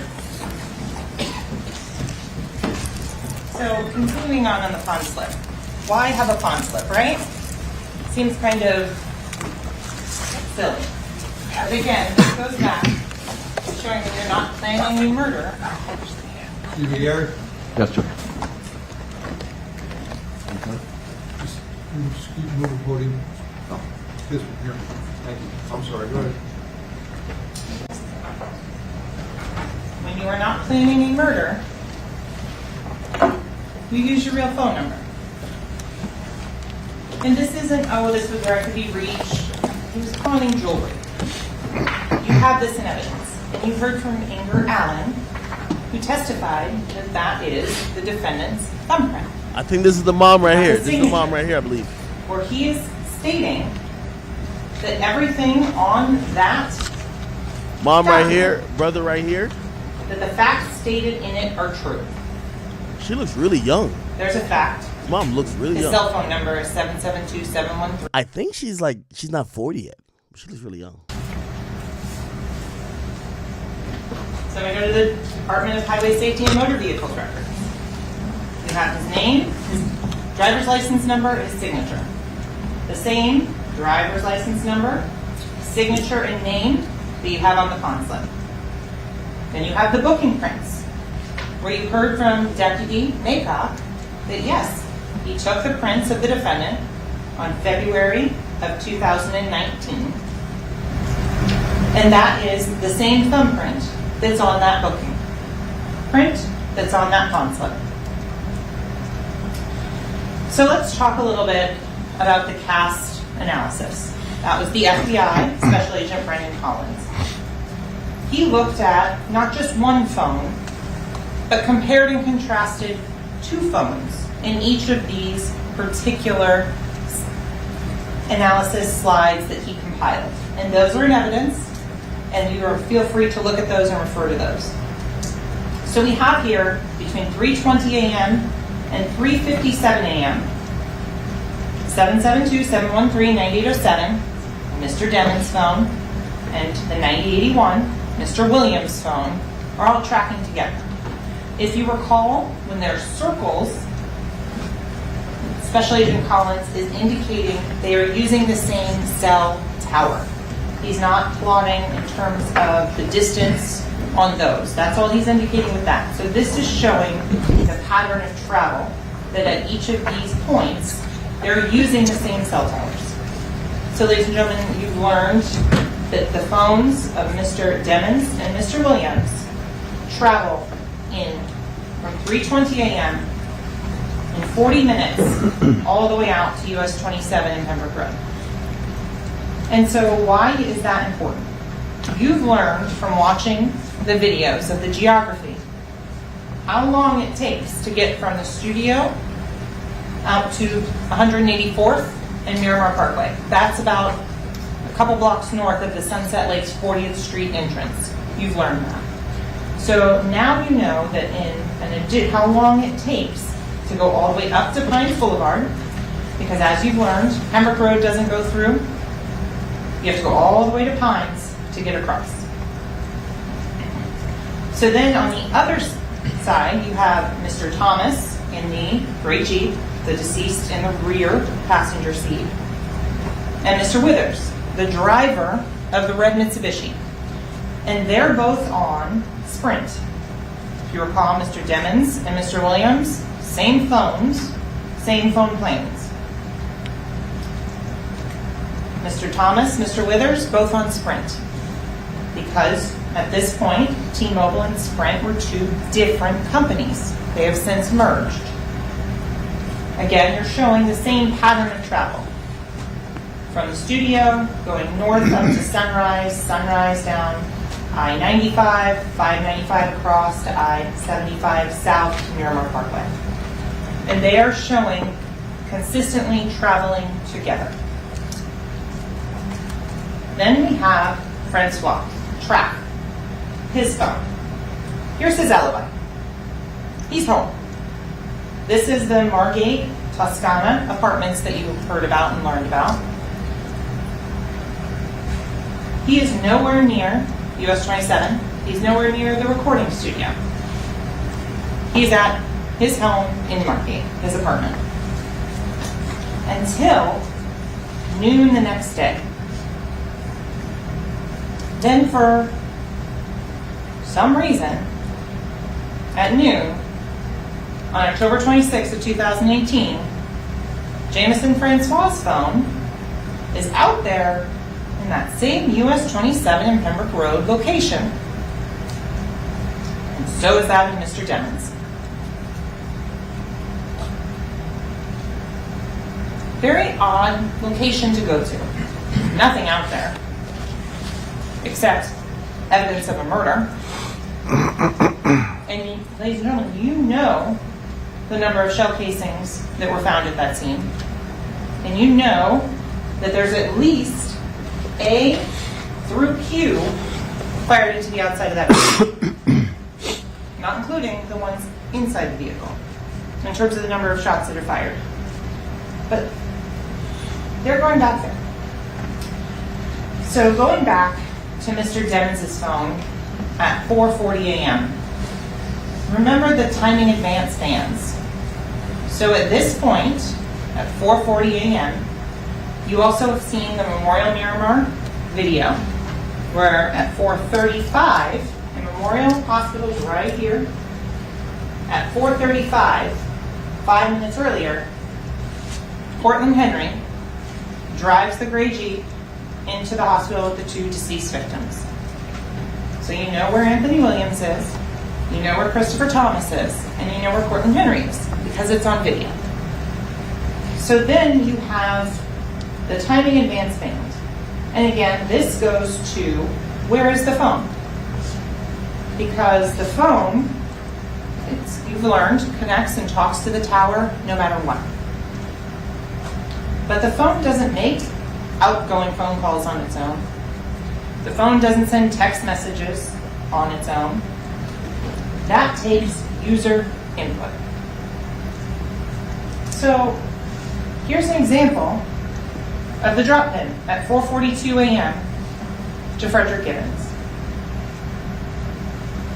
This is from Special Agent Collins, showing where on this red band the phone would be based on the phone network records.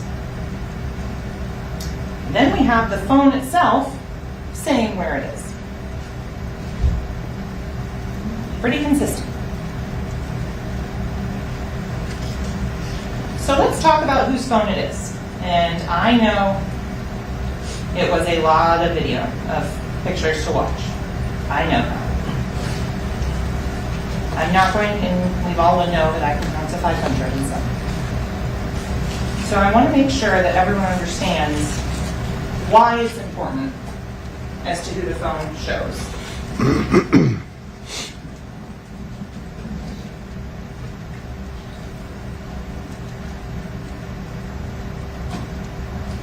All of these photos, all of these FaceTimes show the defendant. There's not a single instance that's been put before you in that phone, which is in evidence, it states 64 of the extraction, and then the phone itself as well, that says, hey, this is so-and-so, I'm using Melly's phone. You don't have that, because it doesn't exist. Instead, you have this defendant using his phone. And he's the only person using this phone. And so, ladies and gentlemen, it's important to note that this isn't the polished, perfect shots. These are the outtakes. Nah, this nigga was a selfie king, bro. This nigga take more selfies than Kim Kardashian, bro. Consumption that aren't put out on Instagram, that aren't put out there to promote an album or anything like that. These are the raw images. That's why it's important to look at those. And ladies and gentlemen, just because there's a photo on this phone of something else, you take a photo of your dog with your phone, it doesn't mean it's your dog's phone. You're taking pictures of what's important to you. I submit to you, you can tell based on these photos and these videos what's important to this defendant. The videos. Just going to play one, but this is, like I said, a sample of the 1,000 some. This one is interesting because you see the reflection of the phone in the glasses. You see, this is good. I clean this a little bit. I have a low too. You look at my motherfucker. That my mama.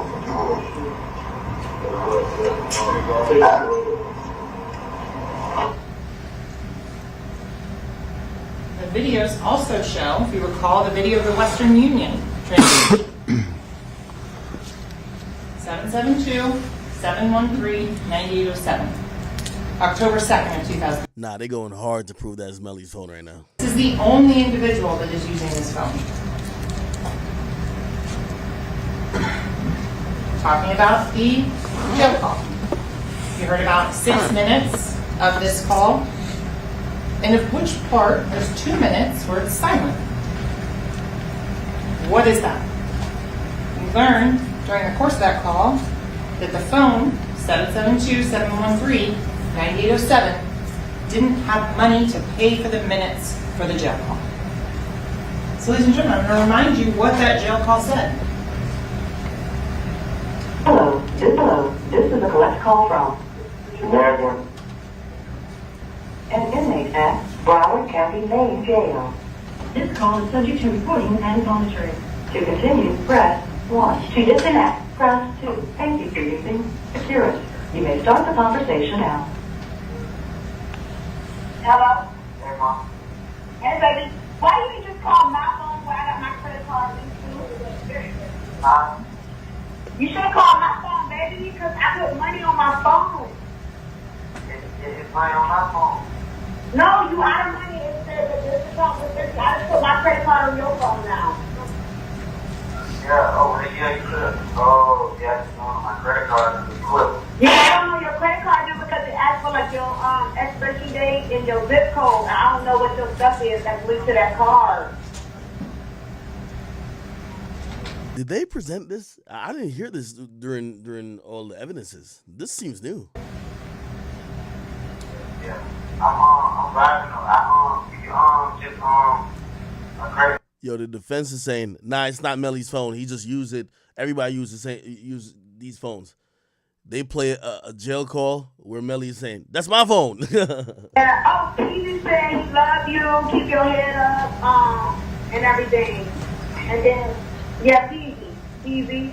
Where's been texting your phone? I ain't been reading your stuff, but we got like text messages from him. I didn't know if you want me to call him or anything on three-way or... Yeah, but I'm having to call Justin home. Who is that? Hold on. You got your number? Yeah, it's my phone. Justin home. Oh, P. Diddy's son. Okay. Hey. My phone. By the way, this was before the murder happened, too. Okay, let's put in the GPS for 7-Eleven. Okay, I'm feeling good. So I go under contact, you go under Justin. Yeah. What's the number? It said I need facial recognition. 762-556. 7. Oh my God, I'm trying to drive, I'm trying to do this. Hold on, 762-556. Yeah. Yeah, right, can you drive real quick? I just like, hold on, I'm about to have Mariah drive so I can do this thing. Damn, they just leaked Melly's passcode, man. Things at once. So what did we learn in that phone call? I fast forwarded through the part where they're putting the credit card phone number in. They use GPS. Wait. I just picked up on that. His fucking passcode is 762 and 556? Damn, I ain't gonna lie, my boy's cooked. If you don't know what that means, the caliber of bullet AK-47 is chambered for is a 7.62 ammo, and for a regular AR, they use 223s or 556. So basically, even a nigga passcode is talking about bullets. Like, god damn. They find it reliable to find a 7-Eleven. That's the defendant's phone. Why are you calling my phone?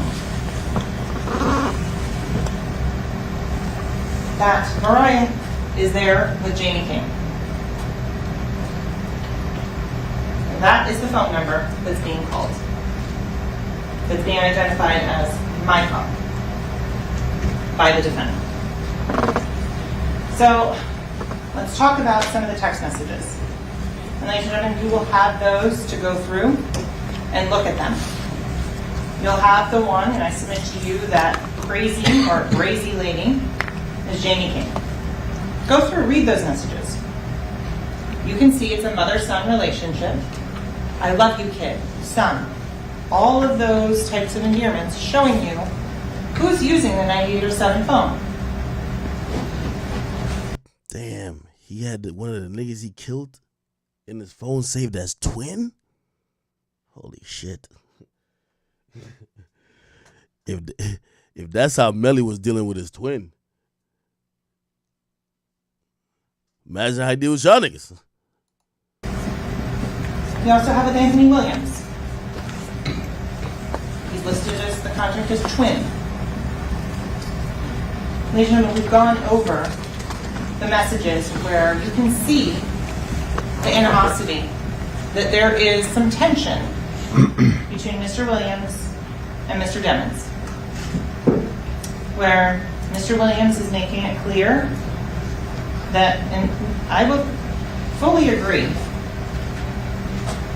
Mr. Demmons was a talented musical artist. Anthony Williams had not had that level of success. Christopher Thomas didn't have that level of success. They don't have that opportunity because the defendant killed him. But the defendant was making money. Yo, they really trying to claim that Melly gave his twin a headshot. Point blank range. Twin? I ain't gonna lie. I don't want no nigga call me twin from now on. Fuck all that twin shit. No, nigga, I don't look like you. He was the one that was the revenue source, the meal ticket in that house. Look at the messages. Look at the tone of them. Look who's asking for money. Look at the way they communicate about things for the house, about food. And look at where Anthony Williams is saying, look, I'm the CEO. The others are artists. Anthony is saying, myself, Mr. Demmons, Mr. Thomas, we're the CEOs. But at that time, Mr. Demmons is the only one who's actually putting in the work, who's doing anything, who's making the money, who's recording the songs. You have the chat with Frederick Gibbons. And ladies and gentlemen, that is the one in which the defendant asked to be picked up from the side of Pembroke Road. That's that drop pin that we talked about in relation to the cast records. By the way, I hate to be pausing it, but we got to compile some of this evidences, right? So what happened with remember the friend of Melly said, oh, Melly just got out the first car and just hopped into their car. The prosecutors say no. Melly's phone sent a dropped pin, and it was seen that he was picked up like 10 or 20 minutes afterwards, but that was by the person he said the drop pin to, which was Fredo Bang. That phone is being used by the person who committed the murder. And ladies and gentlemen, the only evidence before you, the only evidence is that the only person that used that phone was the defendant, Jamel Demmons. So go through and look at some of the videos. You have the studio video. You have the brief clip of the documentary. Watch what the defendant's doing with his phone during that.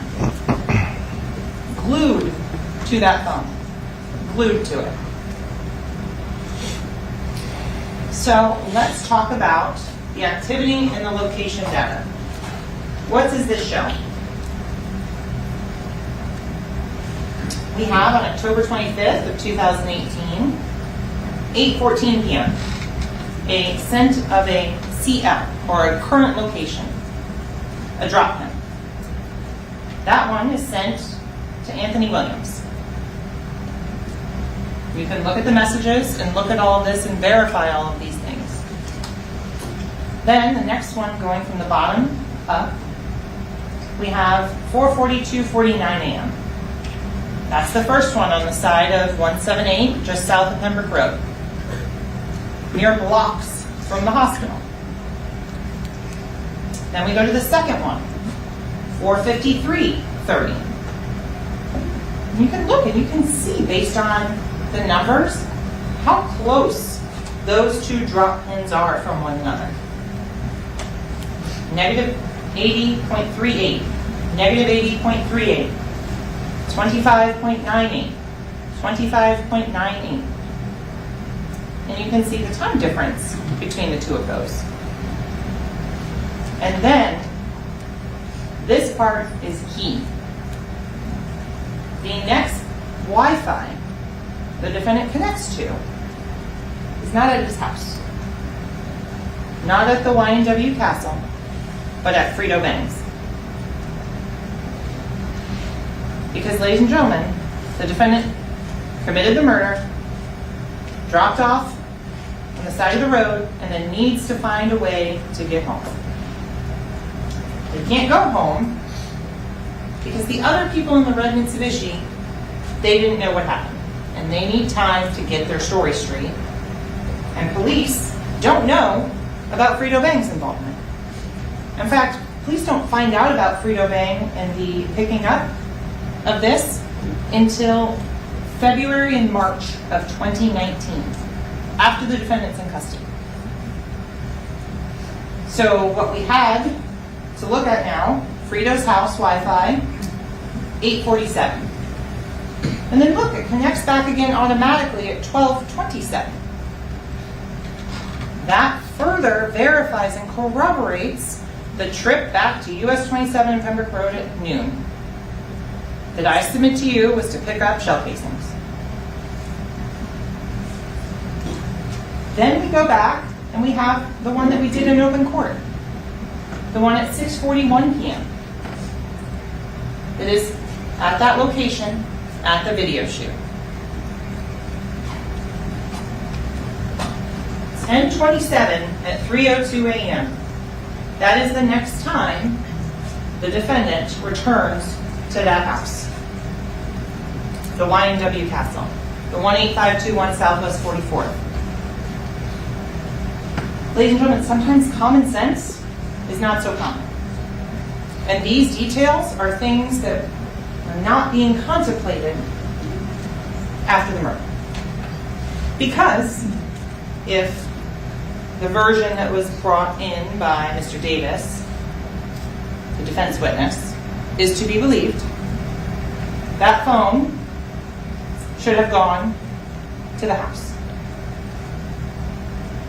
That phone should have connected to the YNW Castle Wi-Fi, not be sending drop pins all over the county and then connecting to somebody else's Wi-Fi before finally going back to that house.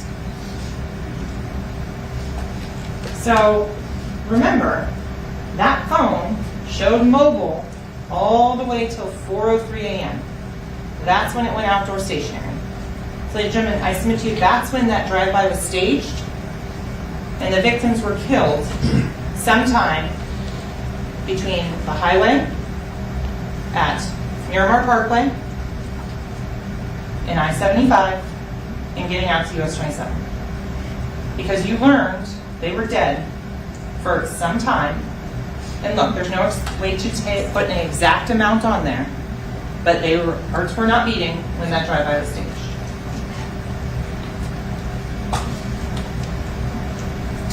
So then if we go into the steps. If you recall, the drop pins, 442, 1,397 steps, 945 meters. And ladies and gentlemen, you can go back, and this is in evidence, you can look through and see when the defendant's at the studio, in the recording studio, you don't see this type of movement. If the defendant was home in bed, you wouldn't have any activity. As to if it's 70 steps, 80 steps, 50 steps, you would have zero if the defendant was home in bed with his phone.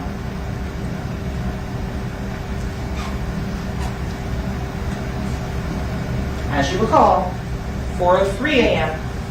is when the phone is saying outdoor stationary inside of Pembroke Road 27. So let's go to Felicia Holmes. Felicia Holmes, I think it is safe to say, hates me. And I'm okay with that. Because my job is to prosecute a crime and prove that it happened. Ms. Holmes didn't show up for a summons. There are consequences if you do not comply with court orders. You were served a jury summons to show up, just as she was served a subpoena to show up. I'm not going to apologize for doing my job. But what I am going to say is remember her testimony. And I have to say, the photos are courtesy of Law and Crime, so I appreciate their allowing me to use those. Ms. Holmes did everything she could to not perjure herself. Because she didn't want to say she lied to law enforcement. Because that would get her in trouble. So it shows this whole I don't remember. But even with all of that, she did remember one very important detail. Mr. Demons on a FaceTime call with her daughter. So you know at that point, ladies and gentlemen, that Mr. Demons... Objection. There's no such testimony. I object to that. Thank you. Ladies and gentlemen, you are to rely on your own recollection of the evidence. This is counsel's summation of what she believes is evidence. Proceed, counsel. You heard from her mouth that she heard her daughter scream and that then she spoke with the defendant on FaceTime. Objection. Thank you. Same ruling, ladies and gentlemen. You are to rely on your own recollection of the evidence. Proceed. She was asked if knew about a drive-by shooting because the cover-up has already started. And remember, Cortland Henry is at the hospital. 4:35. Mr. Demons is not. But they've already worked out this story to try and get away with murder. Whatever was said on that phone call was so troubling and so disturbing to Ms. Holmes that she and her daughter then drove immediately to Broward County. She remembers Frito Bang's house. She remembers lunch. But doesn't remember the contents of the call, doesn't now remember the phone number that was used or anything like that. Doesn't know her 17-year-old daughter's phone number at the time. Ladies and gentlemen, common sense. A mother is going to know her child's phone number. And don't forget, ladies and gentlemen, that little detail about the $5,000 that she got, that wasn't from the state. She says, oh no, that was for a vacation. Ladies and gentlemen, that was hush money. That's what that $5,000 was. Objection. There's no evidence of that. Ladies and gentlemen, you are to rely on your own recollection of the evidence. This is argument. Proceed. So if you recall, Ms. Holmes identified that driver's license in the Snapchat video. That's her daughter, Mariah Hamilton. You can see, again, one of the photos that was previously shown. Ms. Hamilton and Mr. Demons spoke on FaceTime all the time. And Mr. Demons took screenshots all the time. Always making content, whether on purpose or not. Every single time that you can see this is an example of showing this was his pattern. And ladies and gentlemen, remember Ms. Johnson from T-Mobile. The call detail records are just that, calls, not data. A FaceTime, a video communication, is a data usage on a phone, not a cellular telephone call. So you're not going to see a cellular telephone call on the CDR showing Ms. Holmes and Ms. Hamilton's phone call from the side of the road.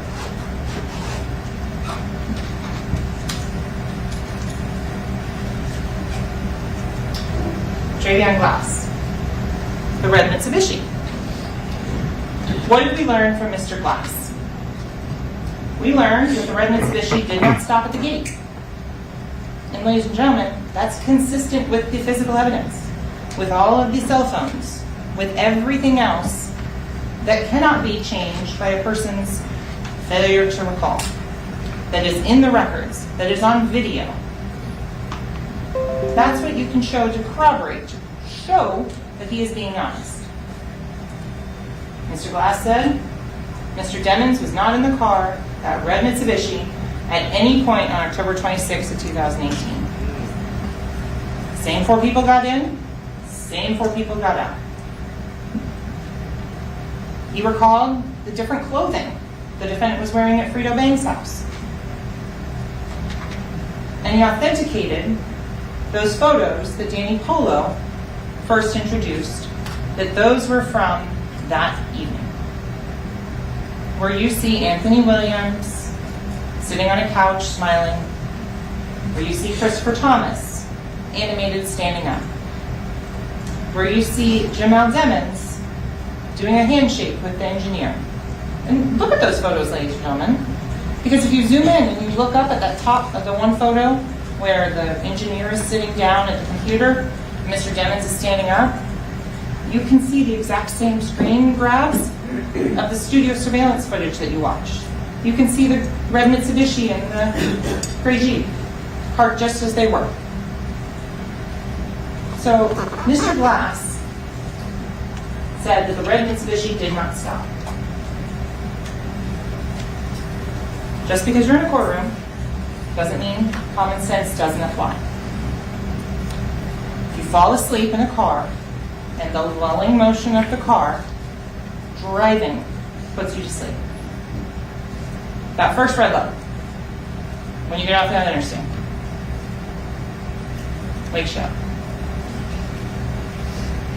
These are things that you can rely on in your own personal experience to say, oh, yeah, that makes sense.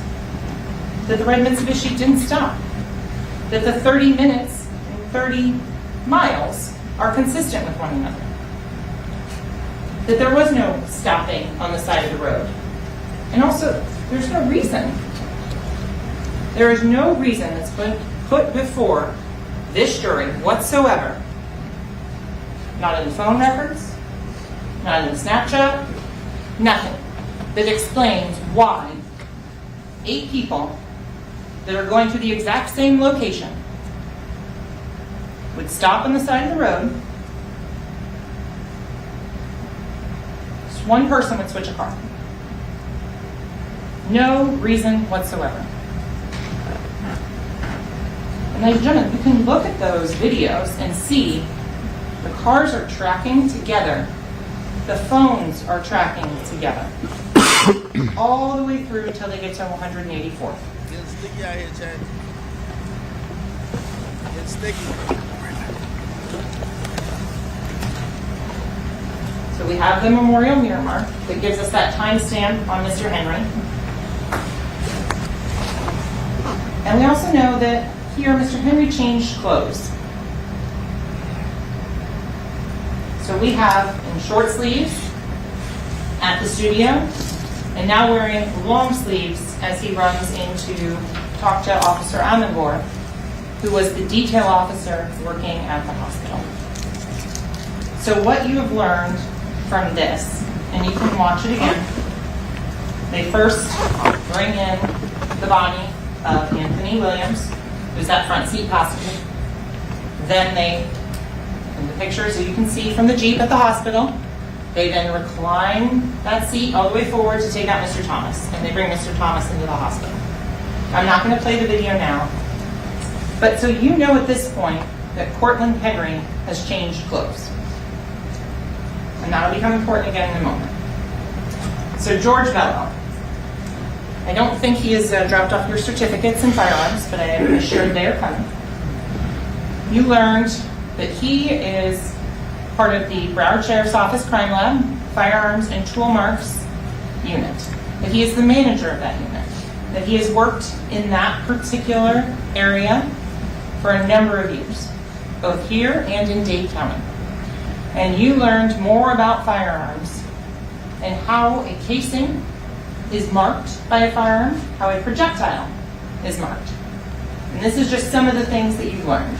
Shapes of firing pins, breech face marks, extractor marks, ejector marks, lands and grooves, rifling, the class characteristics, which means every specific Glock 19 has these same class characteristics. The rifling, the lands and grooves, right?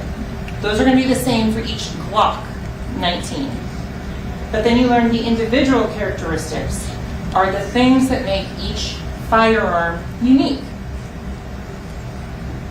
So what did you learn specifically on this casings and projectiles? So starting with the projectile, this was recovered from Anthony Williams. This was from his shoulder. We have the ones from Christopher Thomas, and this is just a sample of the 7 that were recovered. So what do you learn about all of these projectiles? You learn about the projectiles from the Jeep. And again, this is just a sample, not all of them. So you learn that numbers 13, 14, and 15, right? So those are going to be the ones from the Jeep. And the easiest way to reference all of these, ladies and gentlemen, is the G number. The group number, which is the one that's assigned by Miramar, and that's on the packaging for each of those particular items of evidence. So you learn that 13, 14, and 15, which came out of that Jeep, were all fired. 13 and 15 are definitely the same weapon. And 14 is very likely to be the same, but it has too much damage to make a full conclusion on that. So then on the ones from Mr. Thomas and Mr. Williams, that's the G44, 57 through 63. Again, some of them have both class and individual characteristics, which they could have been fired from the same weapon. And the rest have just class characteristics. And so then we have the cartridge casing. So this casing is at the passenger, rear, driver's side, floorboard. The exact seat Mr. Demmons was sitting in a plastic bag.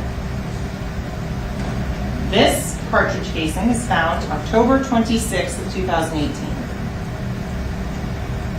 Then we go to November 21st of 2018, where you heard about the testimony they had to use the canine to find these particular artifacts. All these 8 casings are consistent and fired from the same weapon as the one inside the car. From this, ladies and gentlemen, and we went through the cantilevers, the lands, the grooves, the rifling on all of those. So we go through every single one. And that's G196 through 203. Right? They all match. And so you learn from George Bello that he doesn't have a weapon for comparison. And he gives a list, 30 or so weapons that could have caused this particular casing and projectile. Right? So you learn that without the actual firearm and the exact same ammunition, you can't do a range of fire or distance determination, because there are things in each firearm that would affect that. You want to, in any scientific experiment, make as few variables as possible. If you don't have the gun, you can't do it. So then you also learn that if you don't have the gun, you cannot match the casings to the projectiles. You can match projectile to projectile, and casing to casing, but you can't match one to the other because there's different marks from different parts of the gun. Other important thing, George Bello specifically excluded Glock firearms because they have a different, very distinct type of rifle. So all those Glock-related firearm things at Jameson Francois, no relation whatsoever to this case. I can tell you that was not the murder weapon. Can't tell you that what specific gun was the murder weapon. Because it's never been found, there's never been another match to that to this day. So let's go to GSR. Tara Helsell came in and testified from RJ Lee. You learned GSR, primer, that's what she's testing for and looking at under the scanning electron microscope. Antimony, barium, and lead.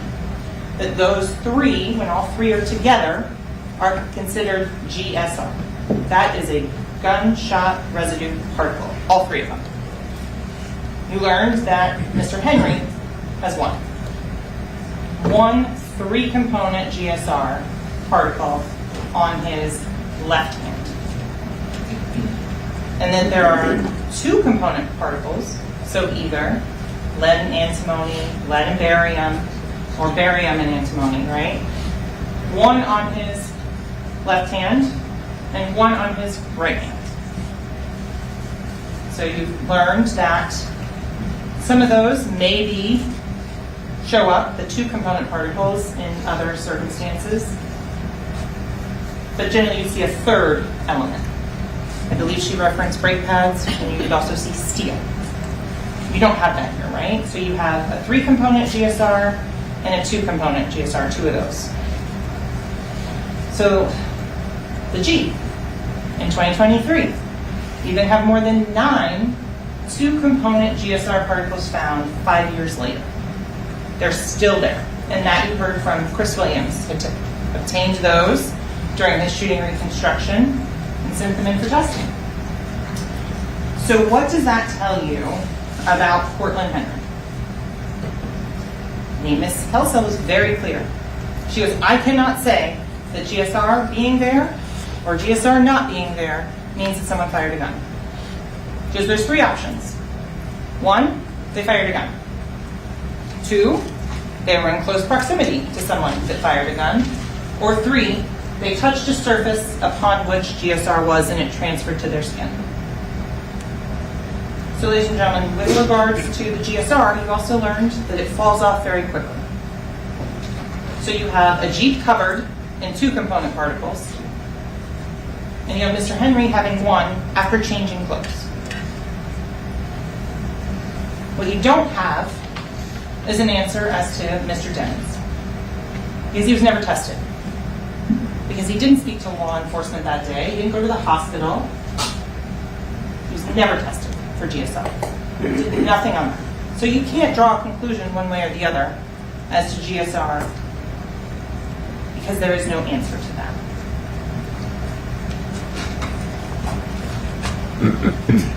So again, George Bello says all 8 casings are all from the same firearm. You can't have a drive-by and have a casing right up inside the car. Doesn't work that way. So then we get to Mr. Henry's statement. Part of the cover-up. So you hear, I was getting sleepy, I was almost home. Out of nowhere, I heard gunshots. I ducked down, almost crashed the car. And these are from that sheet that you had. And if you want to listen to that statement again, those will be made available to you as well as the disc, but you would have to come out into the courtroom to look at those. So he's talking about ducking, hitting the median. He's embellishing, trying to sell this story. Because there's no evidence that shows any sort of tire damage, any sort of rim damage whatsoever. But no description. No idea what type of car. Nothing on that.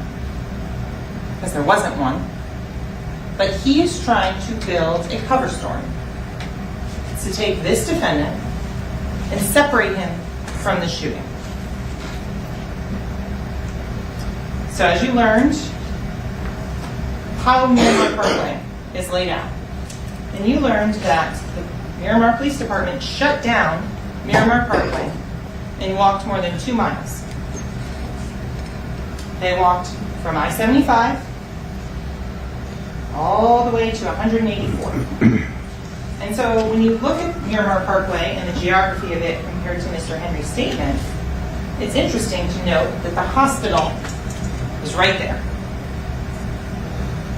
If it had happened as he stated, we wouldn't have differing time frames on the postmortem wounds and the fatal wounds. That's a mile.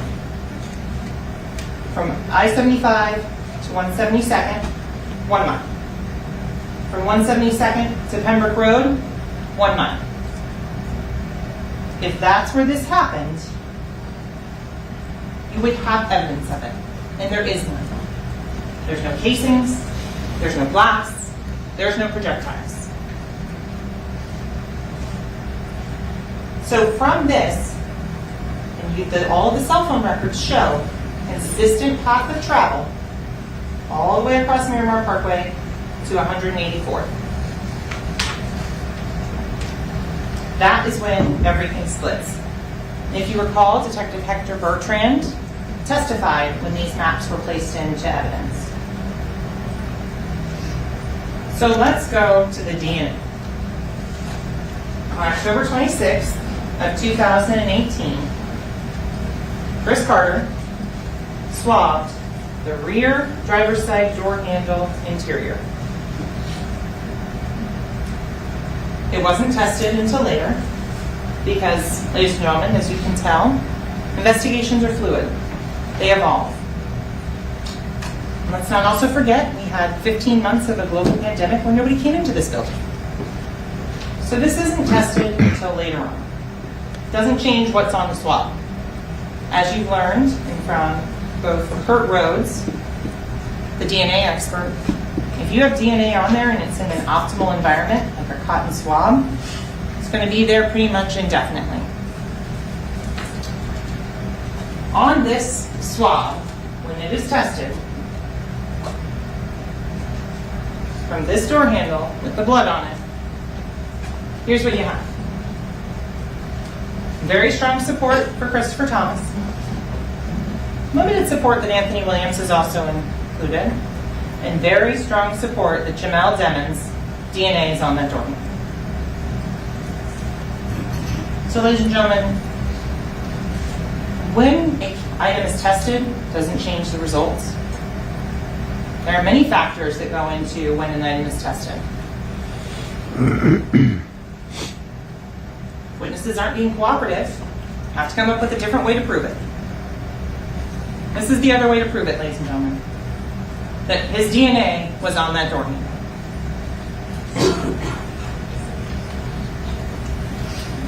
Let's go to the trace evidence.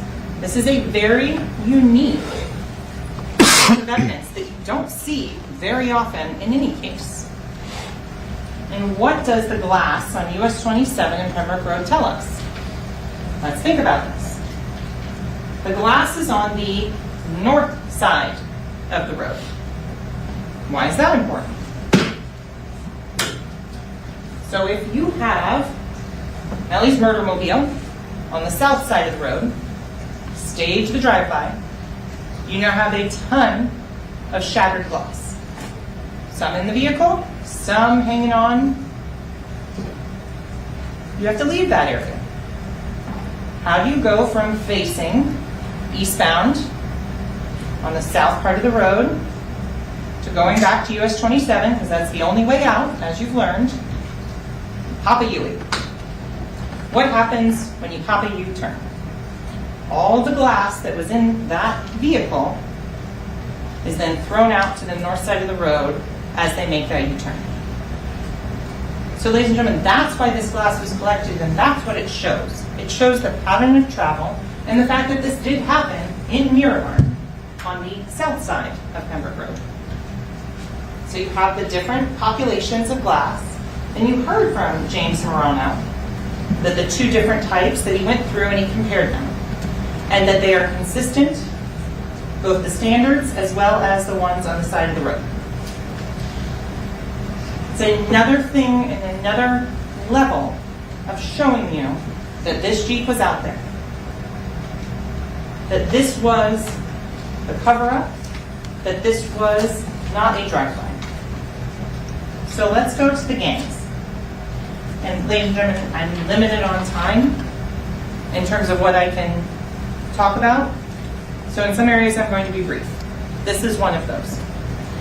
Ladies and gentlemen, the evidence clearly shows the defendant is a G-Shine blood gang member. And so for the purposes of the jury instructions that His Honor just read to you, you have to determine if at the time of this offense, if the murder of his two friends benefited the defendant. And in benefiting the defendant and promoting or benefiting his position in the gang, it then helped the gang itself. You learned many, many things about G-Shine, the organization. And I think the most important thing to look at is to compare and contrast the public-facing, the YouTube videos with the gang signs, the music videos, the motto for the album, right? Those could be an actor. That could be a show put on for the public. But look at the private side, the not for public consumption. Look at those messages. And look at that, there is a benefit to both sides. The gang gets notoriety, gets money. The defendant, he gets access to different venues, as you heard.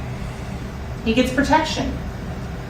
He gets a sense of whatever we want to call comes along with being a gang member. And so, ladies and gentlemen, you heard lots of testimony from Detective Danny Polo as to what the primary activities of G-Shine, of GKB, Gangster Killer Bullets, are. You learned that they're the enforcers. You learned that they are violent. You have that information before you in those text messages.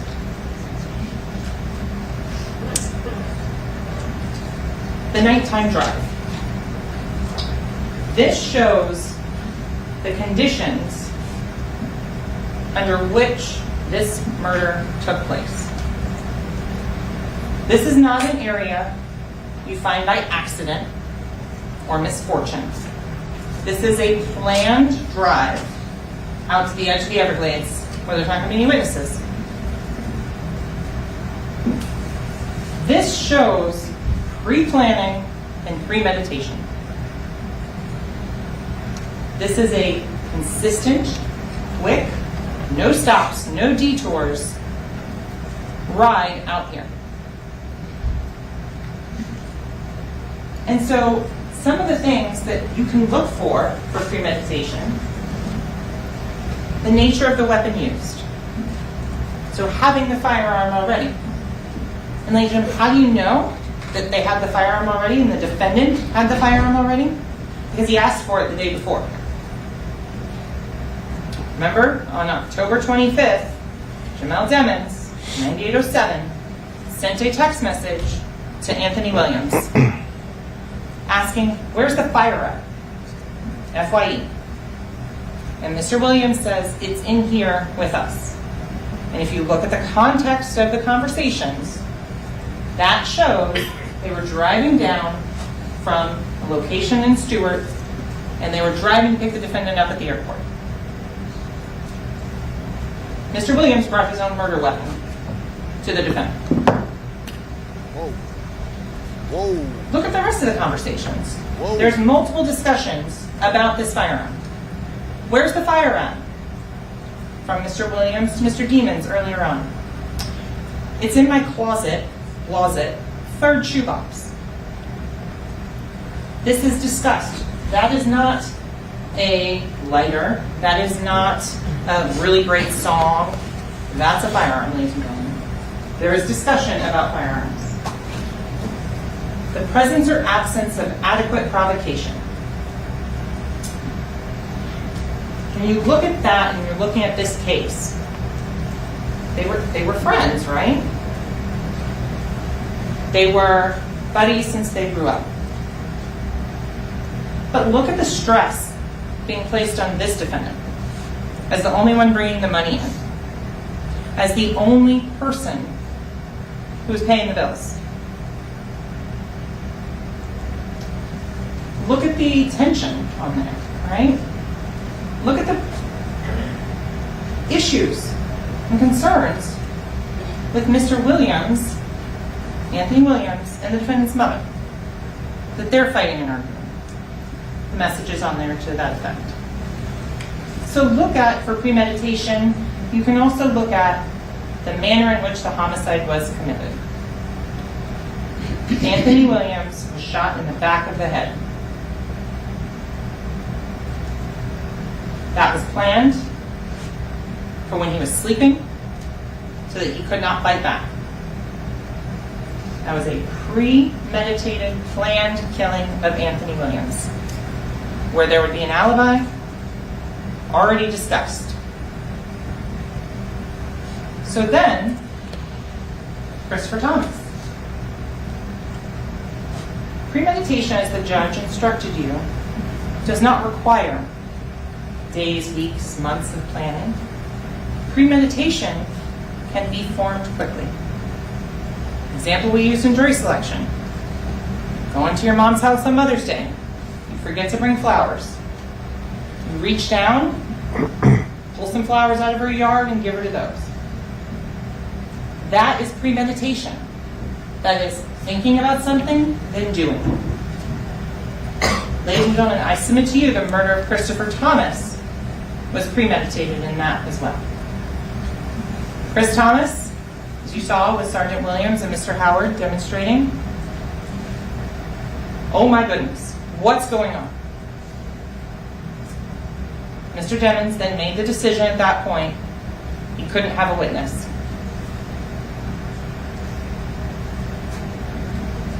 So look at that. Those are all things in which you can get premeditation, how it was committed, the wounds that were inflicted, the back of the head. Going to Facebook. Showing again that the different information that you have before you belongs to this defendant. 772-713-9807. And that Melly, Montana, at iCloud.com is the email. Remember the Snapchat? Melly.Montana? These are names that the defendant uses over and over again to talk about and communicate and identify himself. And look, that phone says verified as belonging to Jamel Devins. Also remember Facebook. We have October 26th of 2018. Sun's going down. And the defendant's phone also shows him at this location in Cocoa. And he is dancing and singing and performing, wearing the same jacket, an identical jacket to what Chris Thomas was wearing the night before, and showing Mr. Henry wearing the denim jacket, like Mr. Williams was wearing the night before. And so the question was posed about a contractual agreement and losing money to be there. Well, ladies and gentlemen, look at the text messages between Mr. Devins and his mother, because he wasn't worried a couple of months before about missing a show because he was getting his hair braided and losing $1,000. But then this night, when his friends were killed, he's dancing and partying around and is worried about a contractual agreement. Just look at those types of information and those types of behavior and how someone is acting. Snapchat. If you recall, this is the argument between Mariah Hamilton and Jamel Devins, Melly, Montana. court, coming everywhere with me. Because if them crackers come grab him, it's my fault he forgot. I keep Portland with, because at the end of the day, he did one of the realest shit in my life. Yeah, he covered up a murder. Did a very terrible job of it, but that's what he did. That's what this is referring to. This is less than 2 weeks after this homicide occurs, and that's what they're talking about.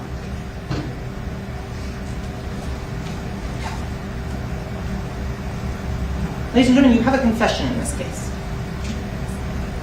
The defendant, and now look at the time. Remember we talked about the UTC?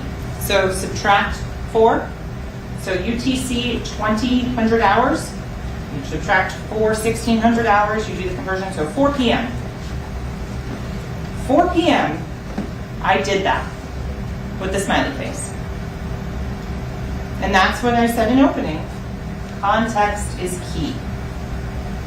The whole floor is coding. Awesome if you work at Google. Terrible at Broward General Hospital. Context is key. So you've learned Peasy Gambino, as you heard from Detective Moretti, is potentially facing federal firearms charges. The gun dealer is told by the defendant, I did that. Shh. And look at the messages between Mr. Demmons and Mr. Gambino. Peasy Gambino is a blood gang member. He uses all those same information, slang words, changing of the letters that you learned about from Detective Polo. October 26th, he asks to reach out to see how the defendant's doing. And the defendant says, I did that. And to make a spelling that, other times he uses DAT. Ladies and gentlemen, you saw the song where he has a song that he's released called THAT in his phone. So again, Instagram and how these all fit together. 6:58 a.m. Jamie King, RN, the defendant's mother. Are you here? I'm in Miami. I'm by the stadium. I'm a mess. I'm so worried. I'm here. Well, remember those CDRs where you get sent your voicemail? Ladies and gentlemen, this shows that she's trying to contact her son. He is ignoring her, and so she's reaching out to her son, who responds back with, I love you, Mom. I'm good, Mom. Because he had the phone at that point. So the judge read you the law. Anthony Williams is dead, and it was premeditated. Ladies and gentlemen, I submit to you the evidence very clearly shows the defendant was caused by Jamel Demmons. Same as to Christopher Thomas. Talks about premeditation. Principles. So if, ladies and gentlemen, if you believe that Cortland Henry, and Cortland Henry is charged, but that's for another jury on another day. If Cortland Henry assisted and helped and shot these two individuals to help out Mr. Demmons, Mr. Demmons is just as guilty. Because a principal is someone who decides to help before the murder is completed. And you have that with Mr. Henry, and making that drive and going out to the edge of the Everglades. You have that. He is a principal to first-degree murder. Mr. Demmons is just as guilty, and so is Mr. Henry. So, in my few remaining moments, I want to briefly touch on the unlucky 13. Because I'll give Mr. Adelstein, Mr. Henry. He's charged, right? So, from all those unlucky 13 people that are listed as suspects, they have one thing in common, and only one thing in common. They made a single online threat. In poor taste? Yes. Any other evidence that ties them to this case? None. No location data. No communication from anyone in that Jeep to say where they were. No DNA of any of those people on that Jeep. No ballistics evidence at their feet where they were sitting in that Jeep. No private confession. Because remember, all of these online threats, they're out there for the public because they're trying to get attention and trying to get some sort of benefit for that for themselves. Distasteful? Yes. A crime? No. There's no drop pins for an emergency pickup from any of those individuals. There's no phone for any of them at any of the scenes in this case. So, motive. We talked long and hard how we don't have to prove motive. Motive, it's intent. Intent is an action of the mind. So I'll give you motives. Anger. Greed. Resentment. Advancement in the gang. You heard $16 million was coming into Jameson Francois, and that you saw $15,000, $10,000 payments going to Mr. Demons. Simple math. Splitting something 4 ways or 2 ways with Mr. Henry, who wasn't smart enough to even properly give a statement to keep Mr. Demons away from the car.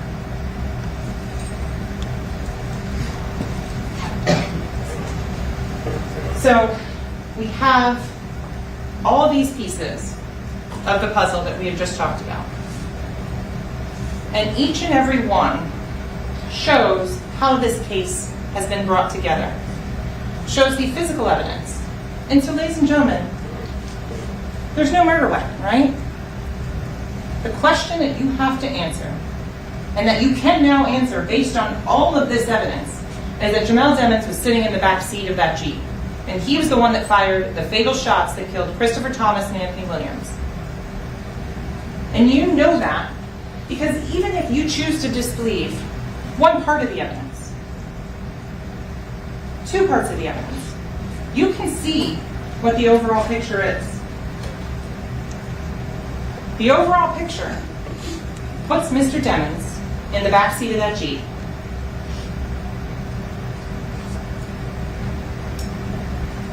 It puts him holding a gun. You don't need a murder weapon to know that he committed these 2 crimes.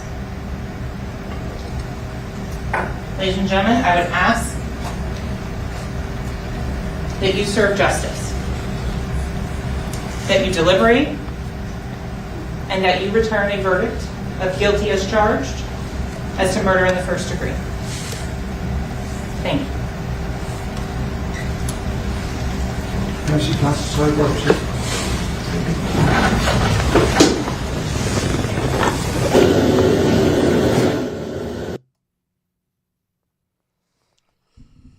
Well, I then.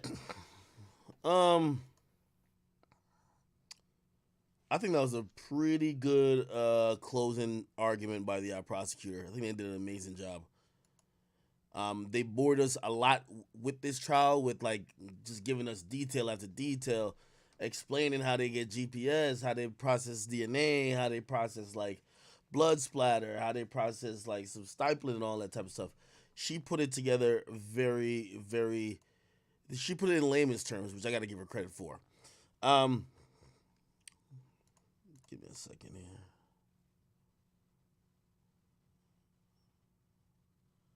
What the heck?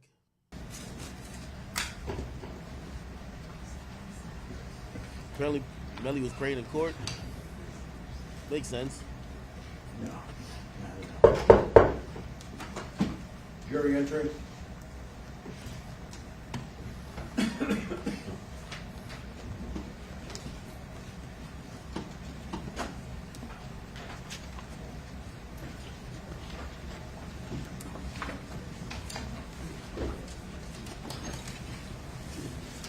Who y'all think he was praying to?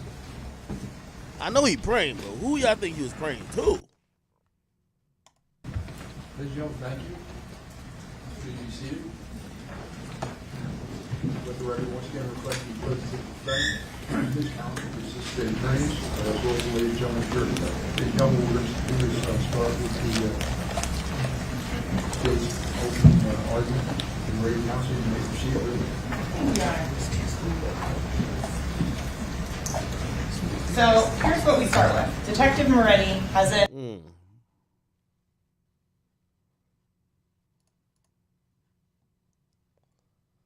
Let me see. What else?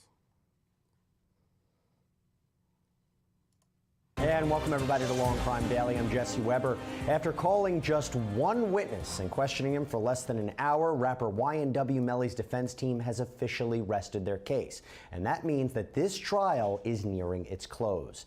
After the state rested on Monday. And welcome everybody to Law and Crime Daily. I'm Jesse Weber. After calling on the night of the murders, and they happened. Now, that was back in October of 2018. A group of friends were leaving a recording studio late at night in two cars. Demons got into a dark-colored Jeep with Cortland Henry, Christopher Thomas, and Anthony Williams, and another group of young men got into a red Mitsubishi. At some point, Davis testified that the cars pulled over, and Demons moved from the Jeep to the Mitsubishi, and they continued to Demons' home. Now, Davis testified that they all went to sleep in different rooms, and then woke up to the news that Williams and Thomas had been shot and killed. Henry drove the two victims to the hospital, telling police that there had been a drive-by shooting, but investigators say they determined the shots came from inside the car. The prosecution contends that Demons was sitting in the back seat when he shot the victims. Both Demons and Henry were charged with murder, and they're being tried separately. Demons faces the death penalty if he's convicted. Now, the only witness the defense called on Tuesday, Adrian Davis, testified that not only was Demons in the Mitsubishi with him, but he was at the house when word came that two of his childhood friends were dead. Did there come a time in the early morning hours that you were woken up and heard some distressing news? Yes. What did you hear? That second Julie was shot. When you heard that, did you see Melly in the house? Yes. Did you see Melly how he was dressed in the house? Yes. What was he wearing? Shorts and a t-shirt, I think. Okay.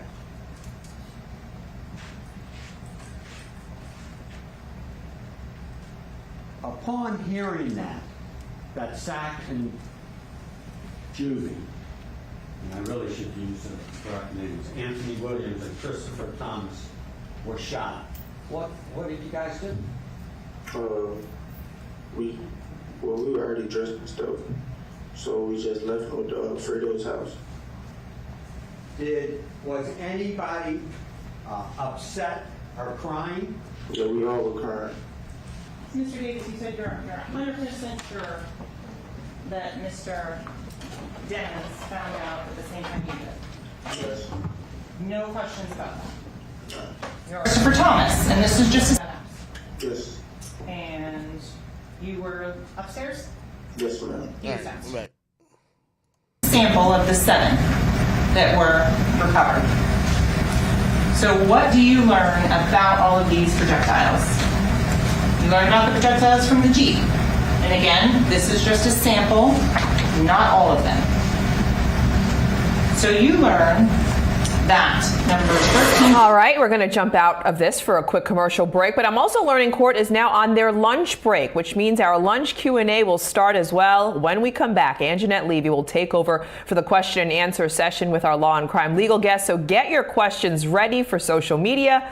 We'll be right back.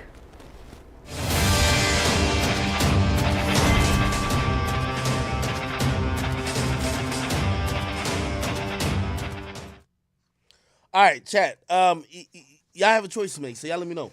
So I'm working on something big. That's why if you see if I look a little distracted, it's because I'm doing like 3 different things. I'm working on something big.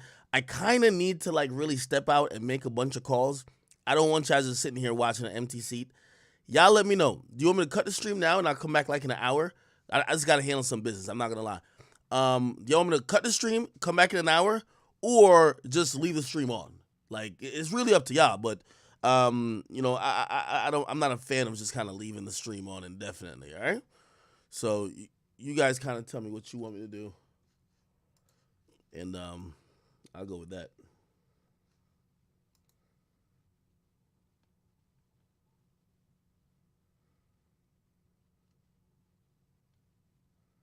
Leave it on? Okay, cool. Yeah, I just gotta figure out. I wish I could tell y'all, but I'm working on a break the internet moment right here. But I gotta make a couple calls. Fuck.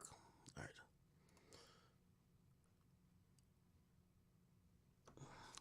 Yeah, the only thing about leaving the stream on is like right here. There's no commentary. There's no commentary. I don't want y'all to watch dead air. Fuck. Again, remember it's on lunch break. All right. What should I play? Maybe I can play something else. Put on music? Nah. I want to either play like an interview or some shit like that. I could just play. I could play the Tate interview with Aiden. Nah. Okay, never mind. I'll play one of these videos about Melly. I feel like we got to keep it all Melly today. I'm sorry. So, okay.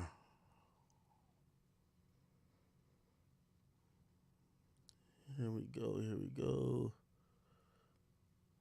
No, we watched all that shit already.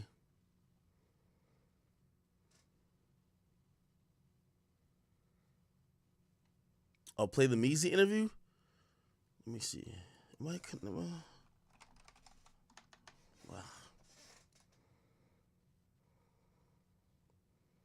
Also, the Uzi vlog is dropping at like 3 or something like that.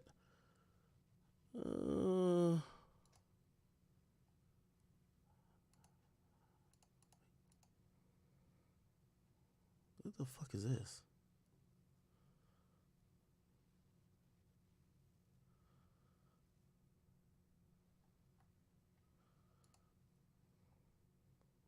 Give me a second. I'm going to find something for y'all to watch.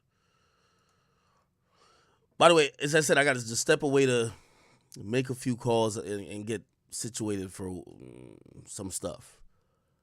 It's a very big, important thing I got to do.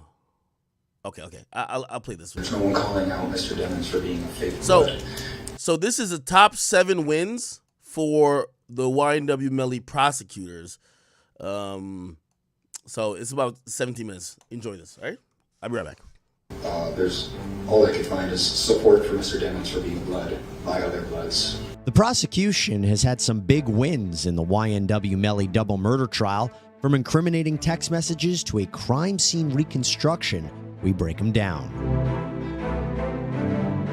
Well, first, before we begin, I have to apologize. My voice is not 100%. This is what happens when you do too much podcasting, okay? This is a warning for all you would-be podcasters out there. This is what could happen. It's okay. I'll get better. Let's move on. Let's talk about YNW Melly's double murder trial out of Broward County, Florida. So the Murder on My Mind rapper, whose real name is Jamel Demons, is charged with the murders of his 2 friends and fellow YNW group rappers, Christopher Thomas Jr., or YNW Juvie, and Anthony Williams, or YNW Sack Chaser. These men were found shot to death on October 26, 2018, after Melly's co-defendant, Cortland Henry, also known as YNW Bortland, pulled up to the hospital with the bodies of Thomas and Williams in his car, claiming that they were all victims of a drive-by shooting. However, the evidence has suggested that this was a staged drive-by shooting and that the shots actually came from inside the vehicle. Prosecutors say that after the 4 left a recording studio, Melly shot the victims, and then he and Henry took the car to an area where they fired upon the car, staging it to look like a drive-by shooting. Melly then gets out, and Bortland arrives at the hospital. Now, the prosecution has highlighted how the defendant was a member of a gang called the G-Shine Bloods, and maybe that was a potential motivation here. But we can't forget that there is a lot at stake here with this case because the death penalty is on the table if Melly is convicted. The law changed in Florida. It used to be you needed a unanimous vote for the death penalty. Well, now that law has changed. All you need is an 8-4 vote by the jury. Well, the prosecution has officially rested their case, so we wanted to take a look back and discuss, how did they do? Did they make any headway? Well, we think they did, because here are going to be the 7 wins for the prosecution. First up, where the shooting happened and where the victims were shot. So the prosecution called Sergeant Christopher Williams. This is a shooting reconstruction expert to the stand. And he was called to explain why it was only possible for this shooting to happen inside the car and not outside like a drive-by shooting. So Mr. Williams was not even aware he was about to be shot.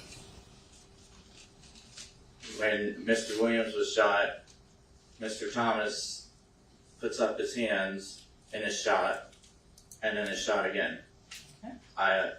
There's no time for anybody to switch a firearm. If there were, I believe one of those individuals would be alive. There's no time to switch. It was a very, a rather rapid event of firing. Can you say the length of time between the fatal shots and then the staged drive-by shots later on? It was enough time for the heart to stop beating, for there to be no circulation due to the wounds that I examined from the medical examiner's office. None of the wounds have any blood in them, which tells me that they're all ante-mortem wounds. So the time was long enough for the heart to stop beating. Okay.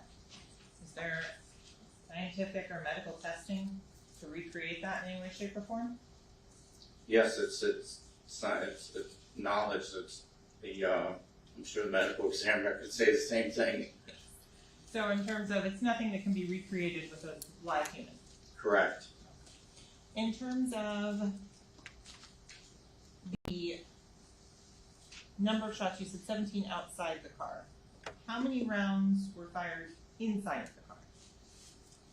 3. And can you exclude the shots to the head for Mr. Williams and Mr. Thomas as coming from outside of the car? Yes. So the shooting happened inside and someone fired into the car afterwards from outside, presumably to stage this as a drive-by shooting. That's the assumption. And then Williams and also medical examiner Dr. Adrian Sorter explain where the victims were shot. So Christopher Thomas had an injury to his left cheek. Part of that injury, his face or his cheek, if you will, had the tattooing or the stippling on there. The projectile that entered into Christopher Thomas, that's actually about in the middle of his cheek, was it was a full circle. There was no leading edge. There was nothing to indicate that his head was turned to the right, turned to the left. It was straight forward, looking forward. You could explain what this is? This is showing the brain and the extensive subarachnoid hemorrhage it has and the lacerations that you can see to the right side of the cerebellum. So I inserted a rod to show that the trajectory from the injury from the left cheek went all the way through and crossed into the right side of the cranial occipital bone. Where was this projectile recovered from? On the right occipital bone. It appears that the victims were shot on the left side. Now, why does that matter? Well, that leads me to the third win for the prosecution. Because if the jury accepts that the victim or victims were shot inside the car from someone on the left at close range, then it is significant where YNW Melly was sitting in that car. There is surveillance footage that was shown to the jury, and it appears to show YNW Melly, his co-defendant YNW Bortland, and the two victims, Thomas and Williams, exiting that recording studio on the night of the killings. And where does YNW Melly go? He sits in the left rear seat of the vehicle. Williams was in the front passenger seat. Thomas was in the right rear seat. And the prosecution has backed that up with DNA evidence. On a 3-person mixture, on item number 43, swab of rear driver's side door handle material. Yes. Were you able to analyze the profile of the defendant, Jamel Demons, in this case? I did, yes. And what was your conclusion in a three-person mixture as to the results of Mr. Dennis being included or excluded? He was included. The likelihood calculation, the DNA results are at least 2.12 times 10 to the 8th, or 212 million times more likely if they originated from Jamel Devins and 2 unrelated unknown individuals than if they originated from 3 unrelated unknown individuals. And what verbal qualifier did you give to that particular item of Very- Mr. Dennis being included? There is very strong support for the inclusion. So Demon's DNA may have been found on the rear side door handle of that Jeep, again, helping to place him in that car. You know, we've all probably had a night out where we had one too many drinks and woke up the next morning feeling awful. And you've probably wondered why there isn't something we could take to help us not feel quite as bad the next morning. I'm here to tell you there is a product that you can use to make you not feel quite as bad. This is it. It's called Z-Biotics. Z-Biotics is a pre-alcohol probiotic. It's the world's first genetically engineered probiotic. PhD scientists invented it to tackle those rough mornings after drinking. Here's how it works. When you drink, alcohol gets converted into a toxic byproduct in the gut.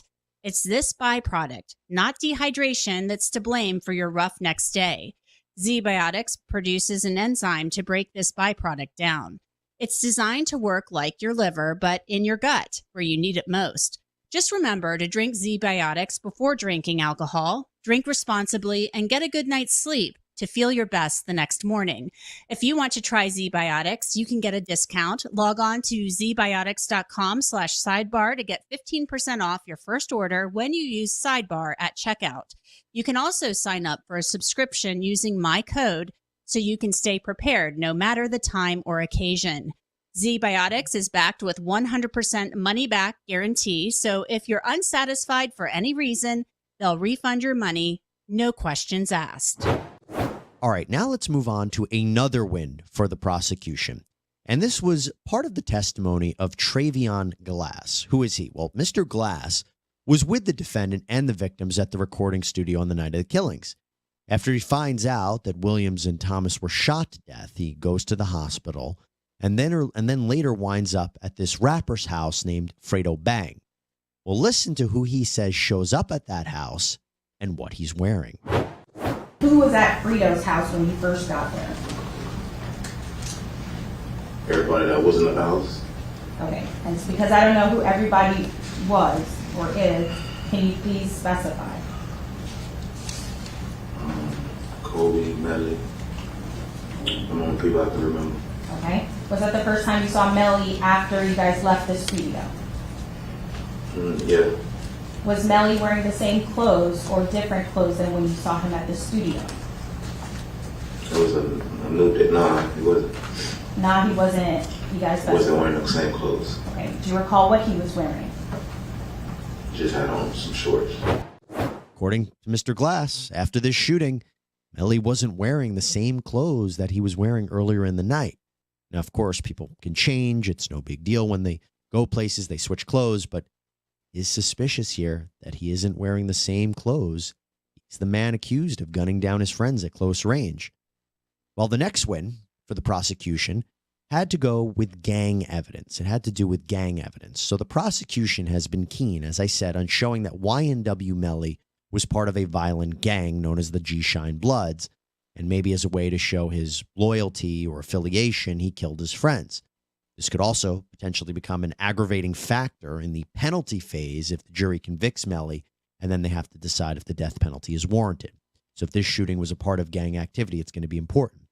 Well, undercover detective Danny Polo from the Broward County Sheriff's Office took the stand to explain Melly's alleged gang affiliations. So yeah, there's multiple videos of Mr. Demons claiming G-Shine or GKB as a gang that he belongs to. What about adopting the style or dress of a criminal gang?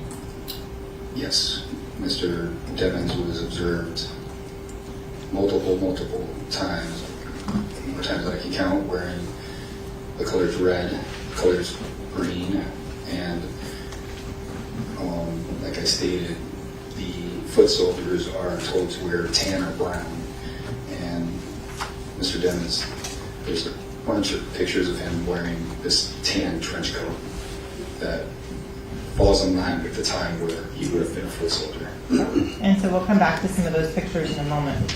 So, what about adopting use of a hand signs that's identified as used by a criminal gang? Yes, Mr. Demons knows all the gang signs, and he does them very well. He can do them very quickly, a lot faster than I can. The physical evidence would be the videos of Mr. Demons throwing up hand signs, the videos of Mr. Demons saying the G-Shine oath, their motto, all the social media posts, references he makes in songs.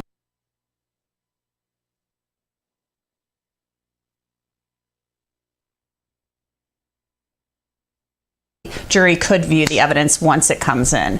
All right, guys, we're going to take a quick break. Keep the questions coming to us. Jamel Demons, his birth name, is facing 2 counts of first-degree murder for the murders of his 2 friends, Chris Thomas Jr. and Anthony Williams, back on October 26th of 2018. If he is convicted of first-degree murder, he faces a possible punishment of death under a lower threshold signed into law earlier this year by Florida Governor Ron DeSantis. His co-defendant, Cortland Henry, will go to trial later this year in October. So as I mentioned, we will be taking your questions for the next hour until the lunch hour concludes. So keep them coming to us. With me to talk about this case and to answer your questions is Terry Austin. She is down at the Broward County Courthouse in Florida. Also with me is Brian Buckmeyer, an attorney and host here at Law and Crime, and Offie Patterson. She is an attorney as well out in California. But Terry, I want to start with you. What was it like during closing arguments in that courtroom this morning? Well, Anjanette, first of all, that courtroom was packed. It was hard to get a seat. I think both sides wanted to make sure they were there for those closing arguments. And this morning, we heard from Judge Murphy. He gave all of the jury instructions to the jury. Most of them were standard. He defined for that jury what is premeditated first-degree murder, and he defined also manslaughter, which is the lesser included charge, so they could understand the difference between those two. And I will note that we were wondering whether or not he was going to do that felony murder charge, and he did not give the felony murder charge. So it's just the first-degree murder, premeditated, and also the manslaughter. Then after that, it was a very short, not even a break, basically a minute. And the judge said, okay, are you ready? And Ms. Bradley got up to do her closing argument. I will say, I do think, Anjanette, it was succinct, it was organized. She went through all of the evidence, and she stated that the motive, which she said she doesn't have to prove, and she does not, she stated it was greed, and that most of the motive had to do with money and resentment, that she believes that Melly was feeling as though he was carrying the weight of that YNW Melly, the whole collaborative, and he was doing all of the work, and this is the motive she's stating for the shooting. So very interesting. She definitely went through all of the evidence, the gun, the DNA, the investigation, the drive, and she did it fairly well, and I thought that it was not too long, and you could hear a pin drop in that courtroom, both during the jury instructions and absolutely during her closing argument. And as you said, Jeanette, we will hear the closing argument from the defense team when we return. And we want to take a look, Terry, very briefly at a clip from the closing arguments, and then we'll talk about it on the other side. Glass, the red Mitsubishi. What did we learn from Mr. Glass? We learned that the red Mitsubishi did not stop at the gate. And ladies and gentlemen, that's consistent with the physical evidence, with all of the cell phones, with everything else that cannot be changed by a person's failure to recall, that is in the records, that is on video. That's what you can show to corroborate, to show that he is being honest. Mr. Glass said Mr. Demons was not in the car, that red Mitsubishi, at any point on October 26th of 2018. The same 4 people got in, Same for people of color. So there was Christine Bradley in closing, just a small portion of it. She's using the puzzle piece analogy, that a lot of these prosecutors use in a circumstantial case where they say, all of these puzzle pieces are going to come together and it's going to paint a picture for you. Terry, I want to ask you about another thing just really briefly. There was an instruction that Judge Murphy read to the jury where I guess the jurors are going to be able to consider manslaughter as a lesser included offense in this case, which was that surprising to you? It wasn't surprising because there was an argument before about including that manslaughter charge, and the prosecution actually asked for it. And to me, it signals they want to make sure they cover all their bases. The defense did not object to the manslaughter, so they both on each side think that there's a possibility, I believe, that they could have that lesser included. I think at the end of the day, it depends on how you think the evidence went in. If you want that jury to have something else to look at, if they don't come back with that first degree, I think that helps the prosecution. So it's in there, and it's there for them to consider. And the judge gave the definition and the difference between that first degree premeditated murder and the manslaughter, where you're not intending absolutely that they're going to, end up being premeditated. So that's what he ended up doing. Brian, I wonder what you think of that, because it seems like a big leap from first degree murder, death penalty, possible punishment, to a lesser included of manslaughter.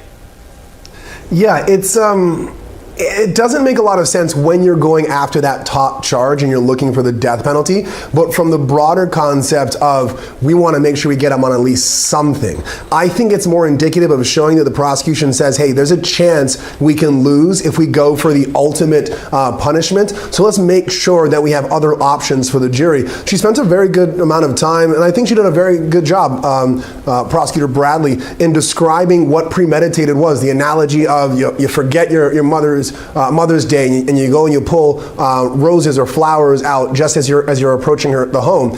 That made sense, but I think for a case like this, and maybe why the defense didn't object, either you believe he did it or you don't. I don't think it's going to be a lesser included type of case. Afi, what are your thoughts on this? So I've been watching the prosecutor this morning, and I think she's been doing a solid job. I think that she is finally putting all the crumbs together that she's been piecemealing us. And I think she's definitely delivered a hot pie of conspiracy. I think that there's been just really good evidence that's been presented, which is the phone evidence. And for me, what was interesting was she pointed out the fact that there was definitely somebody in the car when Juvie and Zach were murdered. Who is that person? I think she did a great job presenting the evidence that there was nobody likely on that highway that night that could have gotten in the car. And I just think that, with respect to first degree murder or manslaughter, I think Brian said it, you either believe that he did it or he didn't. I think that the manslaughter was put in there. It's kind of like you can call it a catch-all if you want, or a backup if you want. Yeah, it makes me wonder if maybe they think, okay, they're drunk and high and they're partying at the recording studio. He and Cortland fall asleep, and maybe something happened in the car and he didn't intend to do this, and it was an unintentional thing, but still did it. I wonder if they think the jury can reach that type of conclusion with the evidence that came in. Terry, let's get to the questions now. And Terry, this one's for you. So tell us a little bit about the schedule. It comes from Scully Wolf from YouTube. Is this the last day?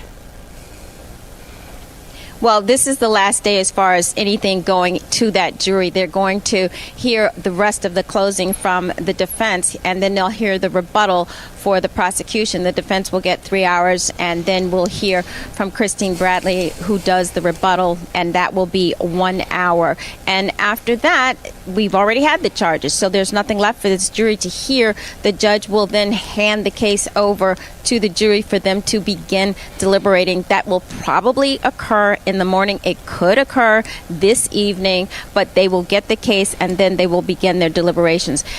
My understanding is that today or Friday, once they start deliberating, they will end at 5:15. So if they end at 5:15 tomorrow's Friday, then they will, and they don't, let's say they don't have a verdict at that point, then they will stay over because they are being sequestered this weekend at the hotel. And we have been informed that they will come back. Let's say they don't have a verdict Friday evening at 5:15. They will come back on Saturday and they will deliberate here in the courtroom. They're only allowed to deliberate in the courtroom. And they could have questions. If they have questions, they ring the bell once. If they have a verdict, they ring the bell twice. And so we could very well be here over the weekend as well. Could be a long weekend for that jury. You know, only they know where they will go with this. Brian, our next question is for you from Daddy Bars from YouTube. In this case, who would benefit more from a hung jury, the defense or the prosecution? So let me put it the other way around. I think the prosecution will benefit in this, and this is why.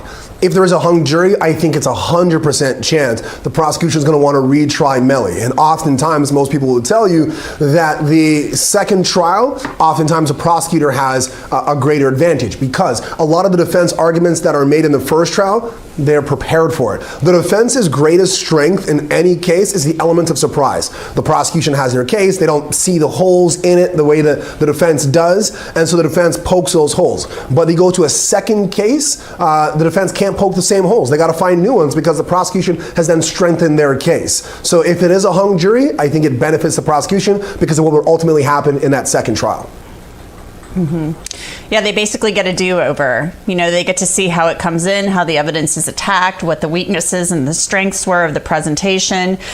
So you just don't know when it comes to these things. All right, our next question is from Miss Duchess Florida, FLA, and it's from Twitter, Offie. The judge said the jury could charge him with manslaughter instead of first degree, in which he was charged. Is that normal to give the jury the option to choose a lesser charge? Yeah, it absolutely is normal. It's called a lesser included offense. So you always want to charge the defendant with the highest charge that you think you can get a conviction for. But there is also, I hate to call it a backup, so to speak, and you can get those lesser included offenses in there, and that's what manslaughter is. Something that I found so interesting and important during the jury instructions as well is the judge said you don't have to render a verdict of not guilty just because there's reasonable doubt there. But if you have an overriding, abiding conviction of guilt, you don't have to render a verdict of not guilty. So I think that's also super important with respect to first degree murder versus manslaughter. I think it's going to be a lot easier to get that manslaughter conviction because of that jury instruction and just because of the lower threshold that comes with a manslaughter charge. It's common, you know, for these prosecutors to request a lesser included offense. And sometimes the defense does it too. You know, not always, but it does happen. So it's just all depends on how they believe the jury could view the evidence once it comes in. All right, guys, we're going to take a quick break. Keep the questions coming to us on Twitter, Facebook, YouTube, Instagram, Threads, and TikTok. I think I got them all there. I might have repeated one. We'll be right back. Stay with us. We'll take more of your questions. I'm Anjanette Levy, and you are watching Law and Crime.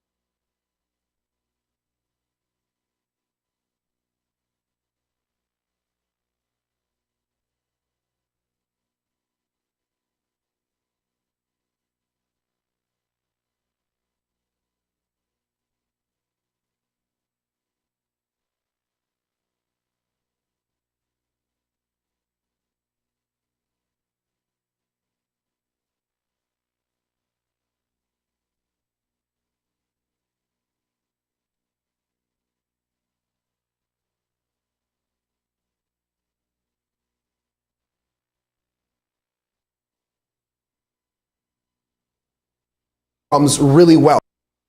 and someone, or he went in, by he I mean Melly, got it back, or someone brought it back to him, and he resumed his business as usual. That's what it looks like to me. I've just been following the phone and going with the phone data. Our next question comes from Nick Knox, rather, 712 from Instagram. Terry, shouldn't the prosecution get more time than the defense in closing arguments since they have the burden of proof? Well, the way our system works is they both get equal amounts of time. They do have that burden of proof, and because of that, they get an opportunity to do the rebuttal. They get that very last word. So that does give them a slight advantage. And I think what Christine Bradley did, and she did it well, is she laid out the case. She laid out her foundation for saying why she believes, one, that the shooting occurred inside that car, and why she believes, two, that Melly was the one in the back seat inside that car. She now gets a chance to hear what the defense has to say, and then she will get the last word. So she does get an advantage. The prosecution is given that advantage, and the advantage is the last word. Threads question for you, Brian Buckmeyer. Southpaw Mech asks, after today, how much time will the jury have to decide the verdict in YNW Melly's case? So thank you for the question. They would have all the time they want. No judge or prosecutor or defense attorney is going to rush them to get to that decision. Right now, I would say, as Terry Austin said earlier, they can even go into the weekend on Saturday. I would imagine they would have a week or probably 2 weeks at the very least until someone starts asking questions of, is this potentially a hung jury? Because it is a death penalty case, they're going to give them all the time in the world because if you do rush a jury, or you do have any kind of influence on how or when they make the decision, that is an appellate issue, and you don't want that in a death penalty case. Afi at Sundance JR from Twitter asks, why did YNW Melly send a drop pin to a friend to be picked up if the lone defense witness claims he was at home? Guilty. So that's a good question. So then now we have to believe, was it Melly using what we now believe is his phone, that 9807 number, or was it someone else? Because remember, nobody on the defense side has admitted that he was using the phone and that he dropped that pin. That's just an argument that we've received from the prosecution. And it's also a very logical argument. Excuse me. It's a very logical argument.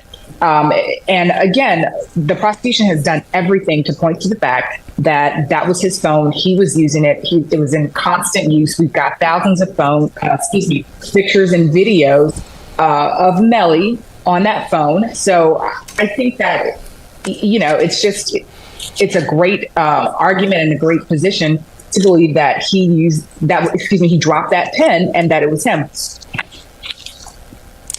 Terry Haley Perry from Facebook asks, why didn't they have Melly do a lie detector test or something of that sort? That's an excellent question. Why didn't they also test him for, gun residue? They didn't do a lot as far as that's concerned. I'm not sure why they didn't do a lie detector test. That's something that's not usually admitted into court because it's not reliable, and they would prefer to, have reliable, credible witnesses on the stand or circumstantial evidence if they have it. And so the prosecution has used all of the circumstantial evidence that they have. They've done that cell phone tower. They've done the gun expert. They've done the DNA. They've done all of that, and that's how they're trying to prove their case, not with some lie detector, which most courts have ruled don't have the reliability to be introduced into evidence because you can just be nervous and it could seem as though you were lying. So I'm assuming that's why they didn't bother to do a lie detector test for anybody, frankly. But they should have done some gun residue and some other testing and clothing gathering and all the things that the defense is saying the investigation did not follow through with. Yeah, the polygraphs are inadmissible in court, but cops use them as like an investigative tool to try to detect deception, and you have to consent to it. I'm sure Melly didn't give a statement. He's not going to submit to a polygraph. Jeremy Lopez from YouTube, Brian, what verdict do you think will be the most likely outcome, and why would you say the prosecution proved without a reasonable doubt that Melly is guilty? So that's difficult, not seeing all of the summations, because if you had asked me this question before the prosecution did their closing, I would have leaned more to the defense. But now it seems that I think someone said it earlier, they've really put together all the breadcrumbs really well. But as a defense attorney, I think of reasonable doubt as a whole. The prosecution, the better they are, the tighter and smaller that hole becomes. However, I don't think that hole is completely gone. I do think the defense has the ability to poke some holes, and I'll give some examples. The reason why I say that is the prosecution did a really good job of logical statement, logical statement, logical statement, and then made a leap and said, well, this is what that means. And that was their entire summation. Now, if you want to make the leap with them, for example, he's a blood, and we show him talking about being a blood, and he's a part of the gang, and when he kills them, he now gets more venues and he gets more notoriety, and that's why he did it. Well, that seems like a very large leap to believe that's why he killed them, but the rest of that is logical. If the defense can open up that reasonable doubt, I think they'll do a very good job, but don't forget, the prosecution gets the last word, so I think right now it's anyone's game, or anyone's case, sorry. It's not a game, it's a serious trial. Offie, Jed Casey 8 from Instagram asks, is the jury allowed to ask questions when deliberating, such as, why did the car stop and Melly get in? What was the reason for this? Or do they just have to make their own assumptions based on the evidence provided? Oh, great question. I really enjoy jury deliberations because you can tell a lot about what they're deciding between, whether it's guilty or not guilty, or whether in this case it's going to be between the first-degree murder charge and the manslaughter charge. You're not allowed to ask any side to elaborate and to fill in the holes. The prosecution and the defense, that's their job before the jury gets their charges and before they start deliberations. But you can't ask, hey, the prosecution is required to prove this element of the crime. What does this element mean? Explain this or that to me with respect to the law, right? So explain to me what first-degree murder means. Explain to me what this element means in manslaughter. And when a jury asks those questions, usually each side can determine where their jury is leading. All right, guys, we're going to take a quick break. Keep the questions coming in on all of our social media platforms. I'm Anjanette Levy. You're watching Law and Crime. Stay with us. We'll be right back.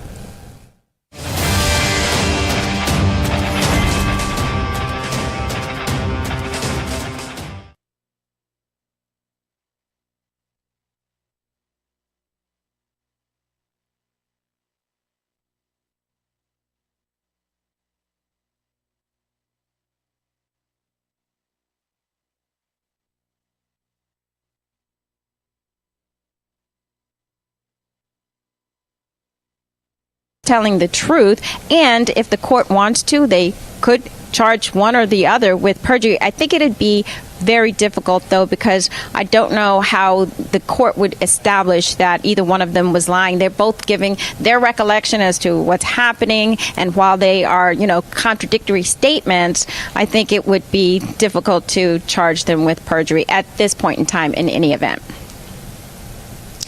Brian, this next question's for you. It's from Breezy West from YouTube. Why would Bortland sit inside the vehicle and let Melly shoot inside the vehicle while they were staging the drive-by? Good question. Unfortunately, I'm not his attorney, nor do I know what he was thinking, but I'm guessing it was a surprise to him that he didn't see it coming, which, I think this came up earlier, lends itself to why not kill Bortland too? If you're surprising and shooting these other two people, did you have a long conversation with Bortland where he swore never to rat you out or whatever it may be? Why he did what he did at that time or why he said it was a drive-by shooting, I have no clue. But it's another thing that the prosecution can't prove, and if it's a burning question and goes to the heart of a charge, it could be an issue for the prosecution's case. This makes me think about the damage to the Jeep, Brian, that front end damage. It's like, did it happen while the car was moving? I mean, that kind of leads you to believe possibly it did. Yeah, maybe that makes a lot of sense, Anjanette. Maybe the shots went off, and I'm assuming like anyone else driving a car, you hear gunshots behind you, especially at that loud because it's inside the car, not out. You're gonna swerve. You're gonna go off the road. It makes sense that he could have crashed, turned around, and then saw two of the four people in the car bleeding to death. Yeah. All right. Let's get to our next question. At @TheBowl_21 from Twitter. If the cell phone shows that the car stopped Offie on Pembroke Road and US 27, why isn't there any surveillance from the fire training center or the waste management recycling facility? I think it goes to the investigation. So, and it also goes to the fact that there may have been no surveillance in that particular area. When they requested the surveillance, it could have been at a point when those two entities erased the tape or they recycled the tape. Who knows? I'm assuming there was an absence of that evidence for the reason that it never existed, or it was discarded somehow, or it was never requested. Let's get to this next question. Rhyme for Reason, from YouTube. Who did the third phone found in the Jeep belong to, Terry? Why didn't the detective investigate that phone? Well, apparently that was a prepaid phone. So we had Anthony Williams' phone, we had Christopher Thomas's phone, and this one was a prepaid phone. I think they attributed that prepaid phone to Henry, if I'm not mistaken. Yes, they did. There, yeah, exactly. And so my understanding is there wasn't much on that phone, and it wasn't anything that they were looking to find out from that phone. It was left in the car, and they ended up retrieving all three of those phones. If you recall the testimony, they said that the information on all three phones actually was destroyed, and so two of them, I guess, burned up, and the other one, the information just was no longer available. So they had those phones, but it didn't really provide them with any data inside the phone. They only knew about locations. They don't have any information as to what was in those phones in terms of messages, etc. Yeah, and the one they attributed to Cortland Henry was, it was a minutes phone where you buy minutes, and it appeared to be out of minutes. Let's get to another question. Iona Quinn from YouTube. Brian, do you guys feel the state has given enough evidence for the jury? Seems like she's only basing he's guilty by the phone being in the car. We all leave our phones somewhere. Yeah. I don't think at this point that, let me backtrack on this. It's a circumstantial evidence case, so I don't think we're ever going to get that direct evidence that says, here he is, he did it, gun in hand, we've got it. They don't even have a gun, they can't do that.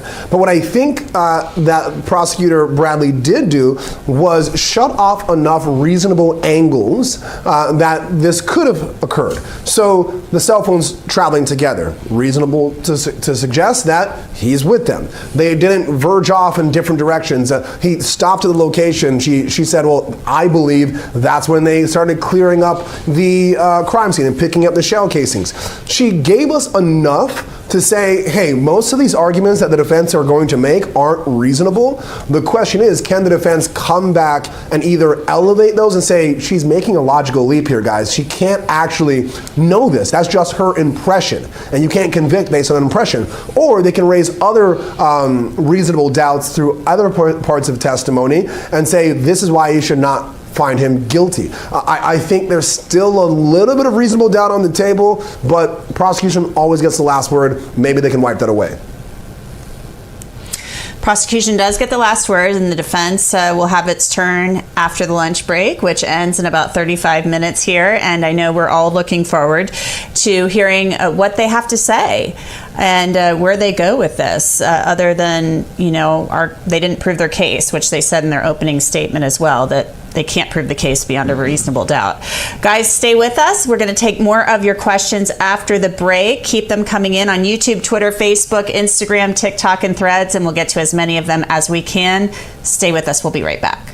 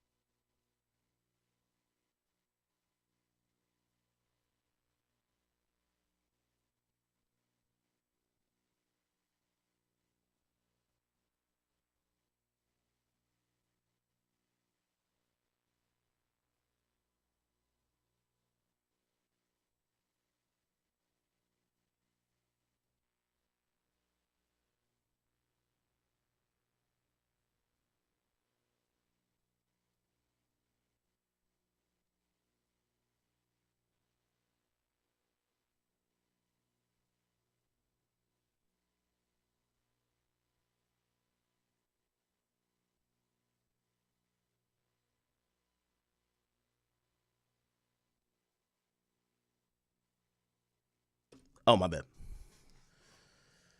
I said I'm working on 2 different plays here. That's if you're wondering why the fuck I'm not at the computer or whatever. It's one happens to be like could be a huge interview. We'll see. And I hate last minute shit, but sometimes the best things happen to be last minute. So I'm kind of like trying to get these things going on. By the looks of it, I'm probably gonna have to. After the stream, I'm gonna try to give you like another hour of like just me on some regular shit. I do want to hear. I want to come back for whenever they have the defense starting their final arguments. But I might have to run after that just to go get some shit going on. You know what I mean? Anyway, good afternoon and welcome to the Frank and Pam Bearfield. Did y'all hear about this case where there was this black woman? Her name is Carly Russell. She claims she got abducted. She was found. And basically, this is another Jussie Smollett type of situation. They're saying she fucking lied. They're saying that they got all the surveillance footage and shit like that. She was never abducted. This chick was just clout chasing and attention seeking. The police precinct did a whole press conference about it. And yeah, I kind of want to play this. I know I'm in and out of the room, but yeah, I'm on a bunch of calls right now. Training Center. I'm Captain Keith Sescaleba, that's spelled Keithseskleba, with the Hoover Police Department.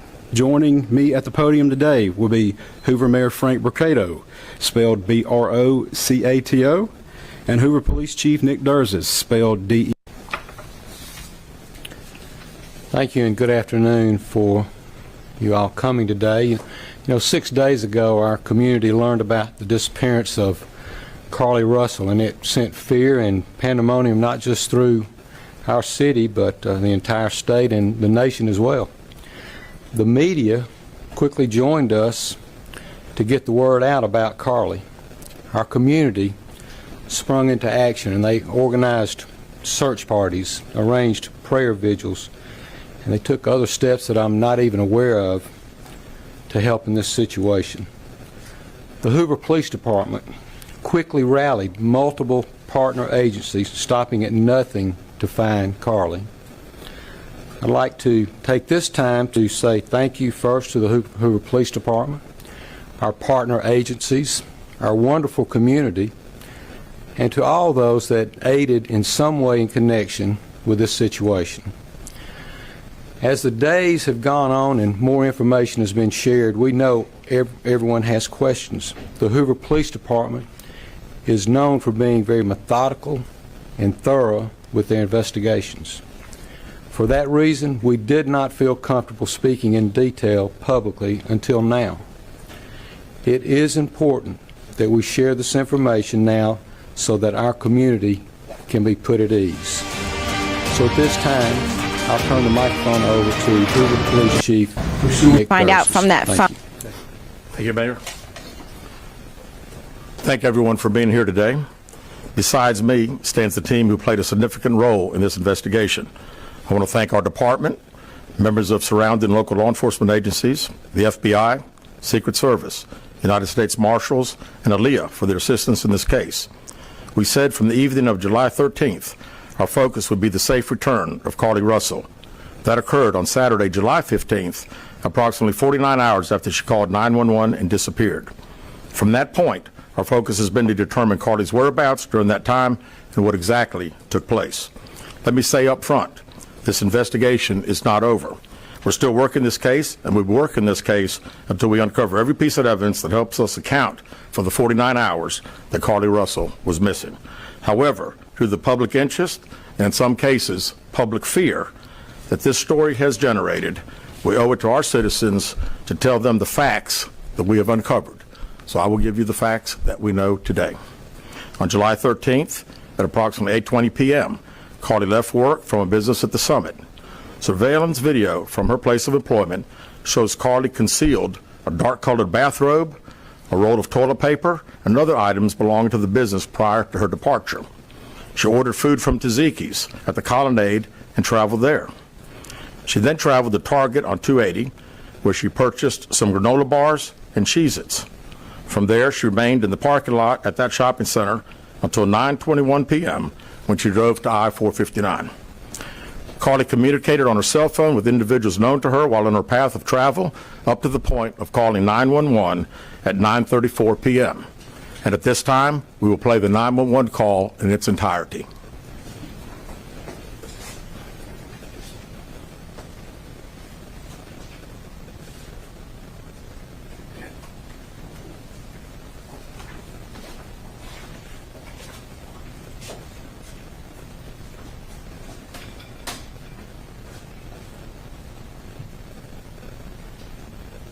Hi, I am on Interstate 459, and there is a kid just walking by themselves. Oh, hold on. Where on 459 are you? I'm right next to the exit 10 by the Humber Med, like to get off by the Humber Med. Okay, so you're before that exit? Yes. Okay, and were you headed southbound or northbound? Like towards Tuscaloosa or toward 280? Towards Tuscaloosa. Okay. And was the child on the left or right side? On the right side. Were they walking northbound or southbound? They're walking towards Tuscaloosa. Walking southbound? Or how old do they look? Like a toddler, like maybe like 3 or 4. Did you pull over with them? Are you still with them? Yes. Okay, are you with the child right now? No, I'm not. I didn't get out of the car. I can see them though. Do you mind staying and keeping an eye on them until we get there? Yeah, sure, yeah. Okay, what kind of car are you in? I'm in a red Mercedes-Benz. Is that a sedan or SUV? SUV. I mean, it's a sedan. Sorry. Can you put your hazards on for me? Yeah, they're on. Okay. Did you talk to the child at all, or did you say anything to them? No. Okay. No. Do they look like they're injured? No, they don't. Are they white, black, Hispanic, or Asian? They're white. Okay. Is it male or female? I think it's a boy, a little boy. Right now? Okay. So is he wearing clothes? Yes. Okay. What is he wearing? It's a white t-shirt, and it doesn't look like he has any pants on. It looks like a diaper. And you don't see any cars anywhere? No, no cars anywhere.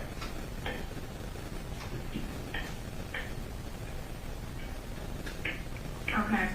All right. What's your name? My name is Carly Russell.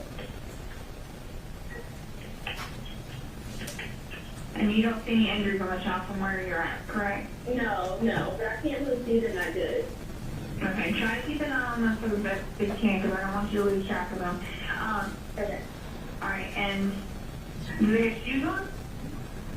No. Not that I can see. I can't really see that look. Okay. All right, I've got them on the way, okay? Just try to keep an eye on them, but officers are on the way, okay? Okay, thanks. Thank you. Okay, bye. Carly called a relative after speaking with the 911 operator. She went missing during that conversation sometime after 9:36 p.m. Traffic camera footage was obtained which depicted this portion of the incident, and that footage was analyzed as part of the investigation in conjunction with the 911 call and cell phone data to accurately determine the time frame. Carly's 911 call remains the only report of a child on the interstate, despite numerous vehicles passing through the area at that time.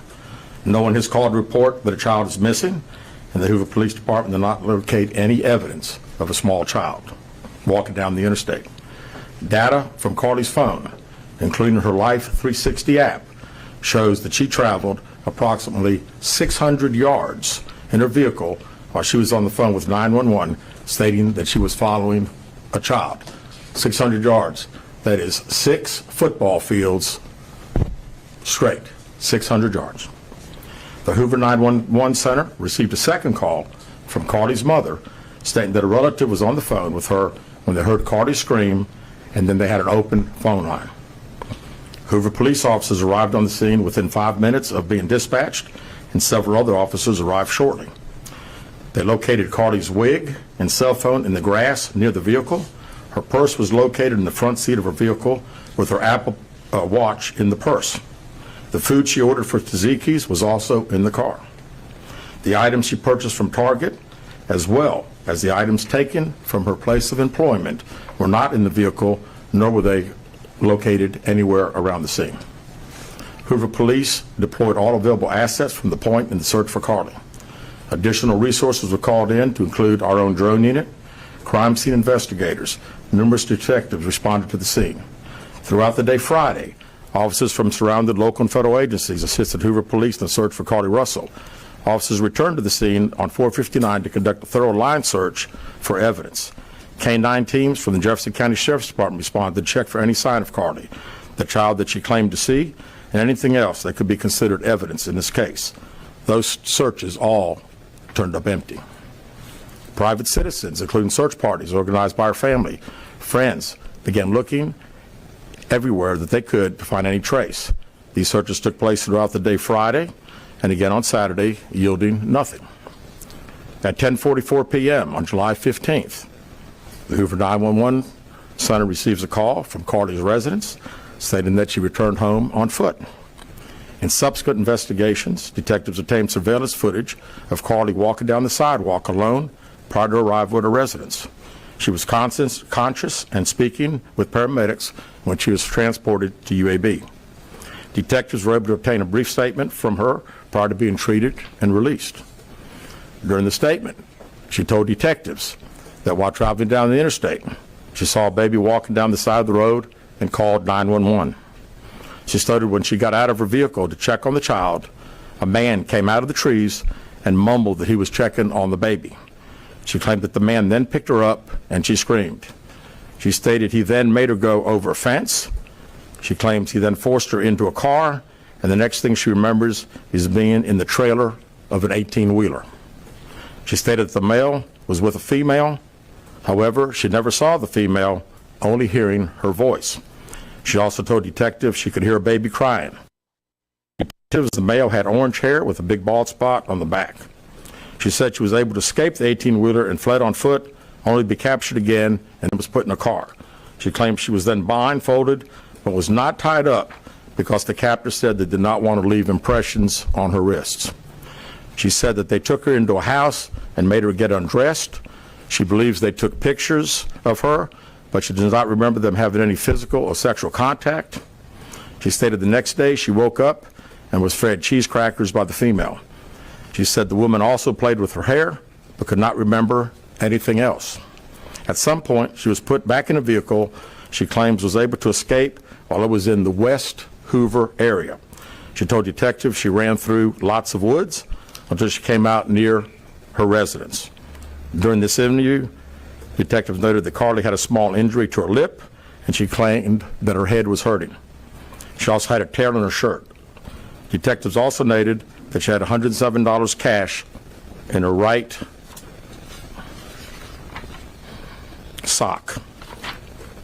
Out of respect for Carly and her family, detectives did not press for additional information in this interview and made plans to speak with her in detail after giving her time to rest. Detectives continue analyzing data from Carly's cell phone that was left behind at the scene. We enlisted the help of the United States Secret Service in conducting this analysis. Part of what data includes several internet searches in the days leading up to their disappearance that I think are very relevant to this case. On July 11th at 7:30 a.m., the term, "Do you have to pay for an Amber Alert?" was searched. On July 13th at 1:03 a.m., the day of her disappearance, the term, "How to take money from a register without being caught," was searched. On July 13th at 2:13 a.m., the day of her disappearance, the term, "Birmingham Bus Station," was searched. On July 13th, 2:35 a.m., a search for a one-way bus ticket from Birmingham to Nashville was conducted with a departure date of July 13th. On July 13th at 12:10 p.m., a search for the movie Taken, a film about abduction, was conducted. There were two searches related to Amber Alerts on a computer at Carly's place of employment, including one regarding the maximum age of an Amber Alert. There were other searches on Carly's phone that appeared to shed some light on her mindset, but out of respect for her privacy, we will not be releasing the content of those searches at this time. We've asked to interview Carly a second time, but have not been granted that request. As you can see, there are many questions left to be answered, but only Carly can provide those answers.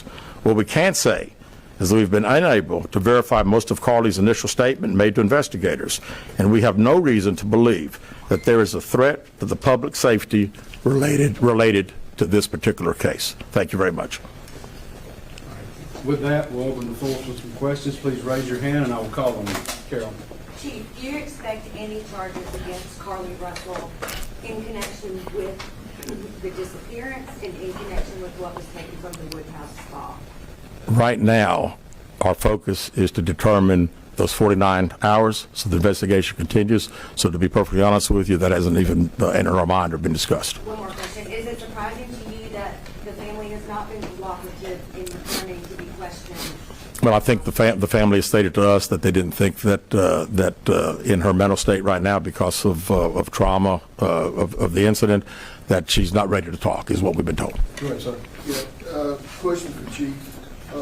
You stated that the abductor had orange hair. Was this abductor black male? Was it female? Black female? White female? I believe it's a white male. Am I correct by saying that? Was it ever? Yeah, white male. Is this alleged abductor yet on loose in the Hoover area? Don't believe so. Yes, ma'am. Chief Brittany Dion, WBRC. Has a toxicology report been done, and were any drugs or illegal substances found in her system? We have no report of that. Is any indication of mental illness in this case? There's been a concern in the community that if this turned out not to be a true story, that the next time a young woman of color was missing, that it might not be taken seriously. How would you respond to that? I'd respond to say that we investigate every crime to the fullest, just like we have this one. Was she traveling with anyone? Excuse me. Was she traveling with anyone since the time she disappeared, to your knowledge? And not to my knowledge. Chief, I know you said you weren't able to verify a lot of aspects of the story. Where do you think she went, and how would you characterize what happened to her? You know, that's the $100 question. You know, we pretty much know exactly what took place from the time she left work until she got on the 911 call, and we can see getting out of the car on the interstate from that footage. And after that, I think she only knows. We don't know. Well, one quick follow-up. Her parents. Did you speak with Carly's parents, and why do you think it is they were so adamant that there was an abductor?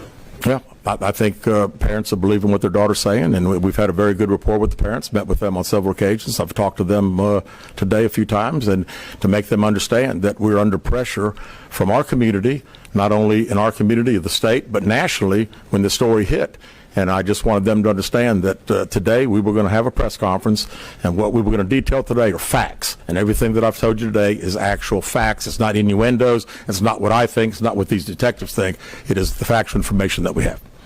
Chief, I'll do about this at WBRC. How much time do you think you'll give the family before going back to Carly for sentencing? Well, I think our detectives have talked to the parents, and we're ready. We're ready to talk as soon as she's ready.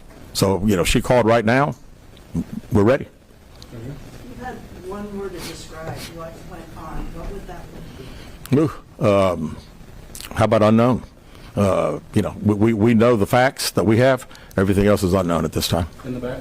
What have the past few days been like for you, your department?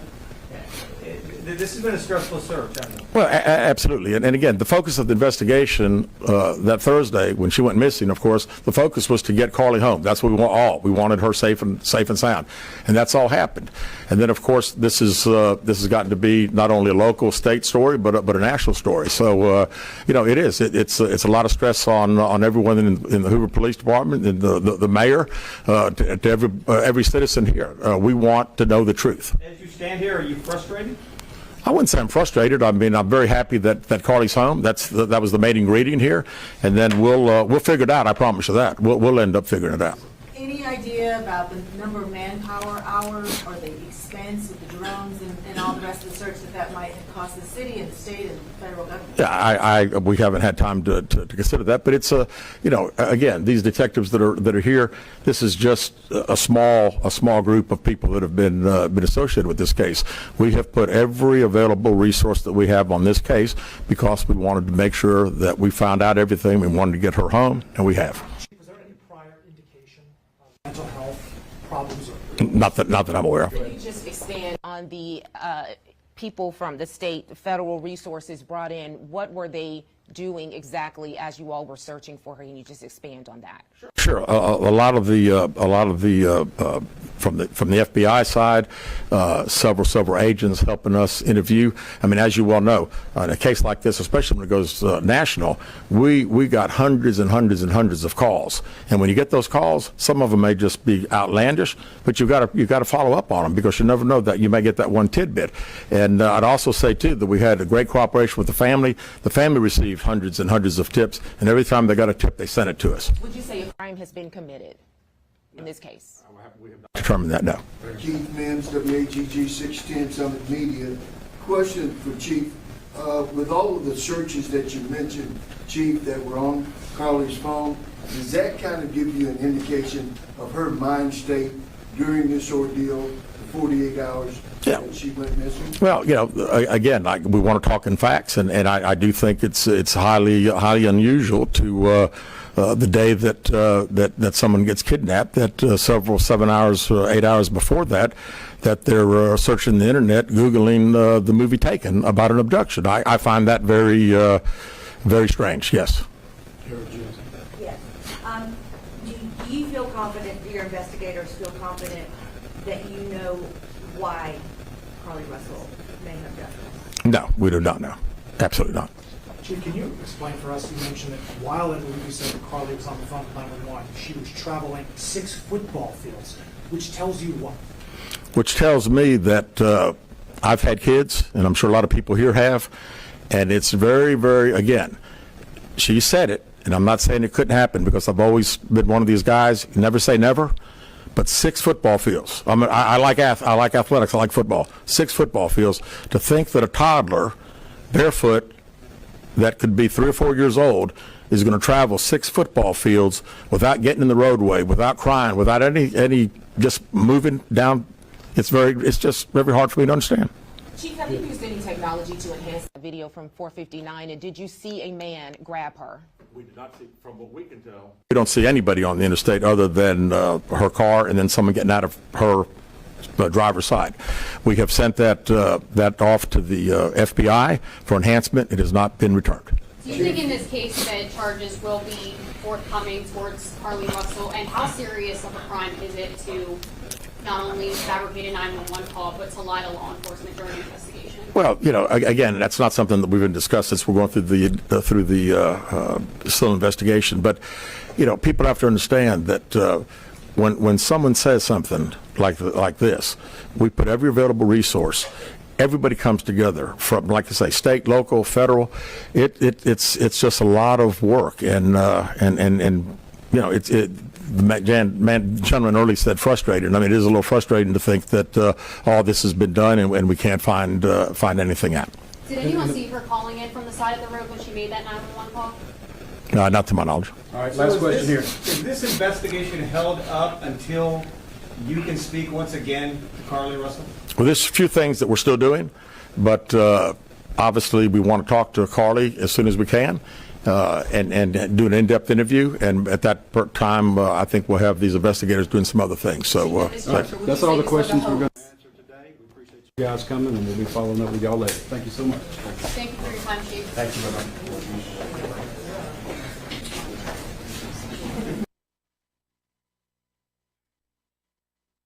All right, man. Another cloud chasing individual. It appears that this woman staged some type of, abduction. Not too sure what the goal was, but the police have uncovered it that she was never abducted at all. Sound like also there was a kid involved. I don't really know the full story. I've just kind of got onto it, but I ain't gonna lie, man. Listen, I get we have a racial dynamic in the United States.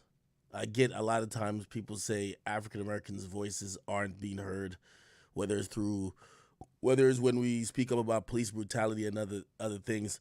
But when we got a bunch of liars that are just making up shit, because these days it is profitable to be a victim, and you get the Jussie Smollett's of this world, and you get the Carly Russells of this world, who basically wants to use racial division to further their own selfish goals of either usually, advancing their own career or gaining some fame or some type of, monetary compensation. Those people ain't allies. Those people are enemies, okay?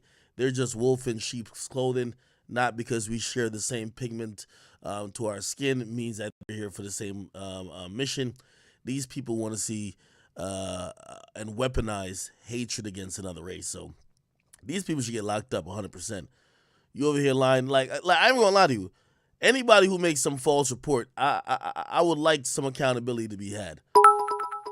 I seen this one thing about this football player, soccer player, whatever, and he was accused of sexual assault, and he beat the case, but his career is done, and like his life is ruined. Nothing happens to the. And by the way, it was like it's not even like it was like, oh, maybe he's one of those. It was like completely bullshit. His career is done, and everybody's looking at him like, well, what could you do now? Unfortunately, we as men, we're kind of in a place or position where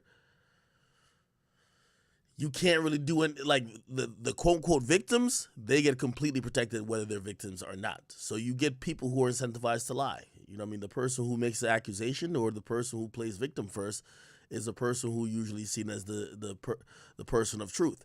So again, people like Carly Russell and what's that other fool name? Jussie Smollett, jail him. Fuck it.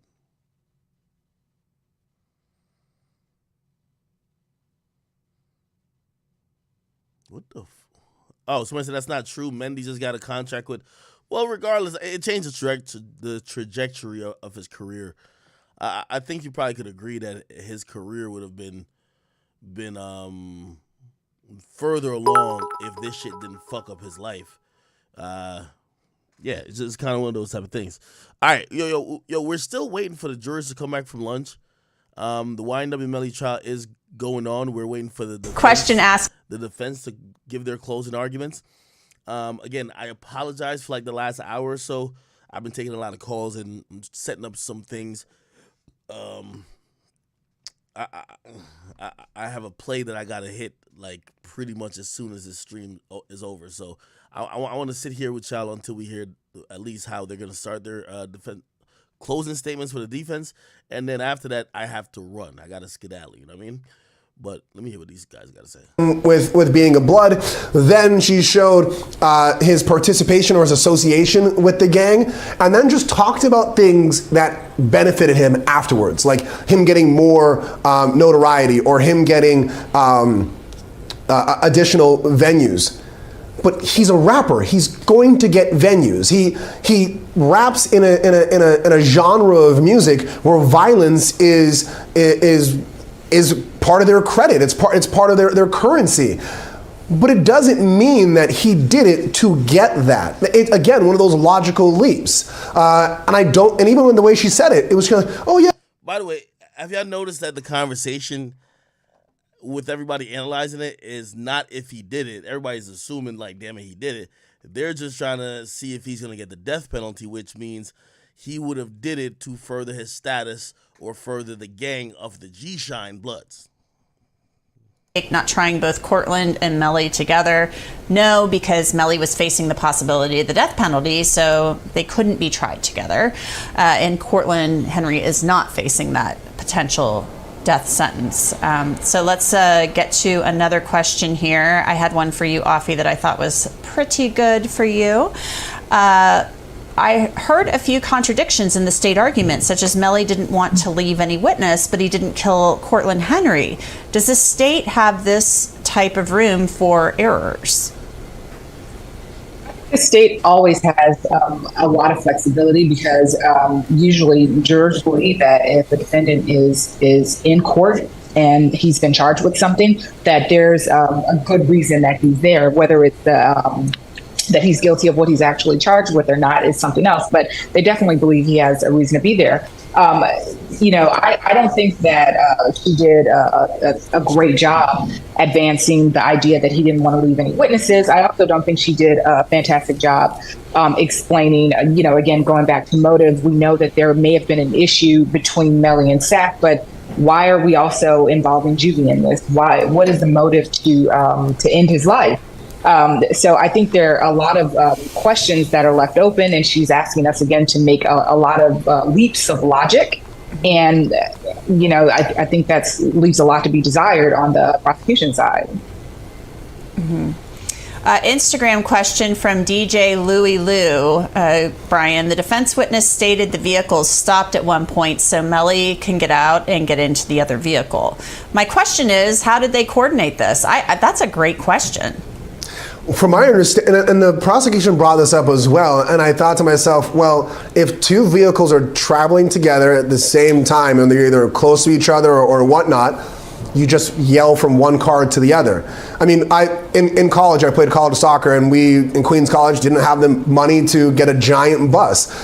We had multiple cars that drove us there, and sometimes you'd pull up to a light, and the other vehicle would pull up next to you and say, hey, these guys want to go get food. Do you want to go pull over here and get some food?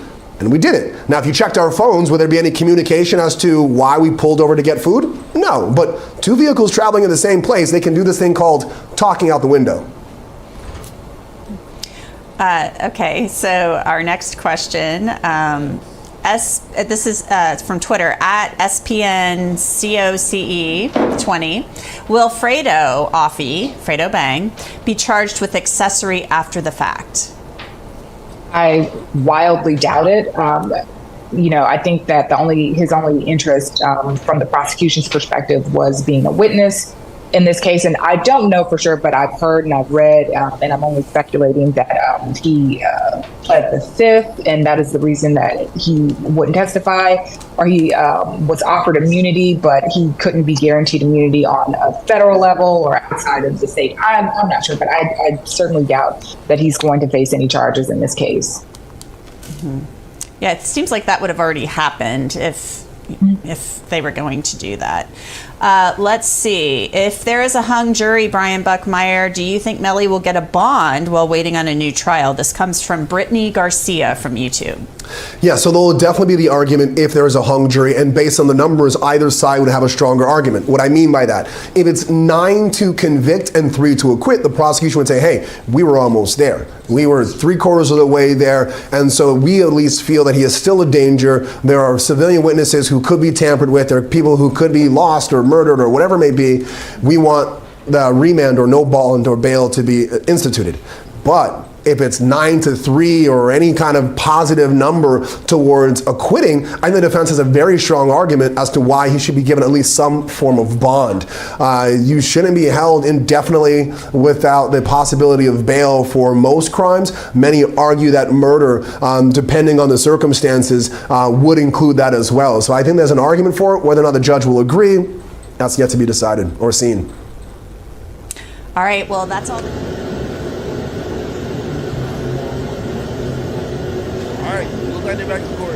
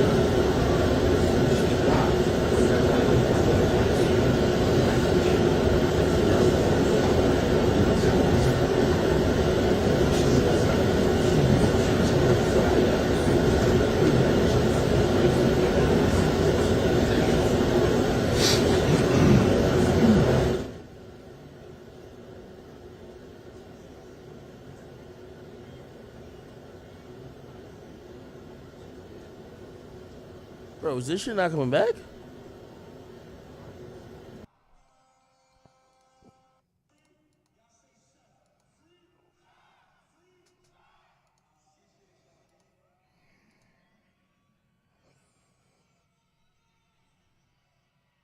All right, bro, chat. I ain't gonna lie. I'm getting the fuck over here. Whenever this shit's back, I'll try to pop back on. But like, I feel like I just have y'all in limbo, and nothing's happening. We're just waiting on a bunch of nothing. All right, chat. Let me go handle some business. I will be back. All right. Love y'all. Talk to you soon.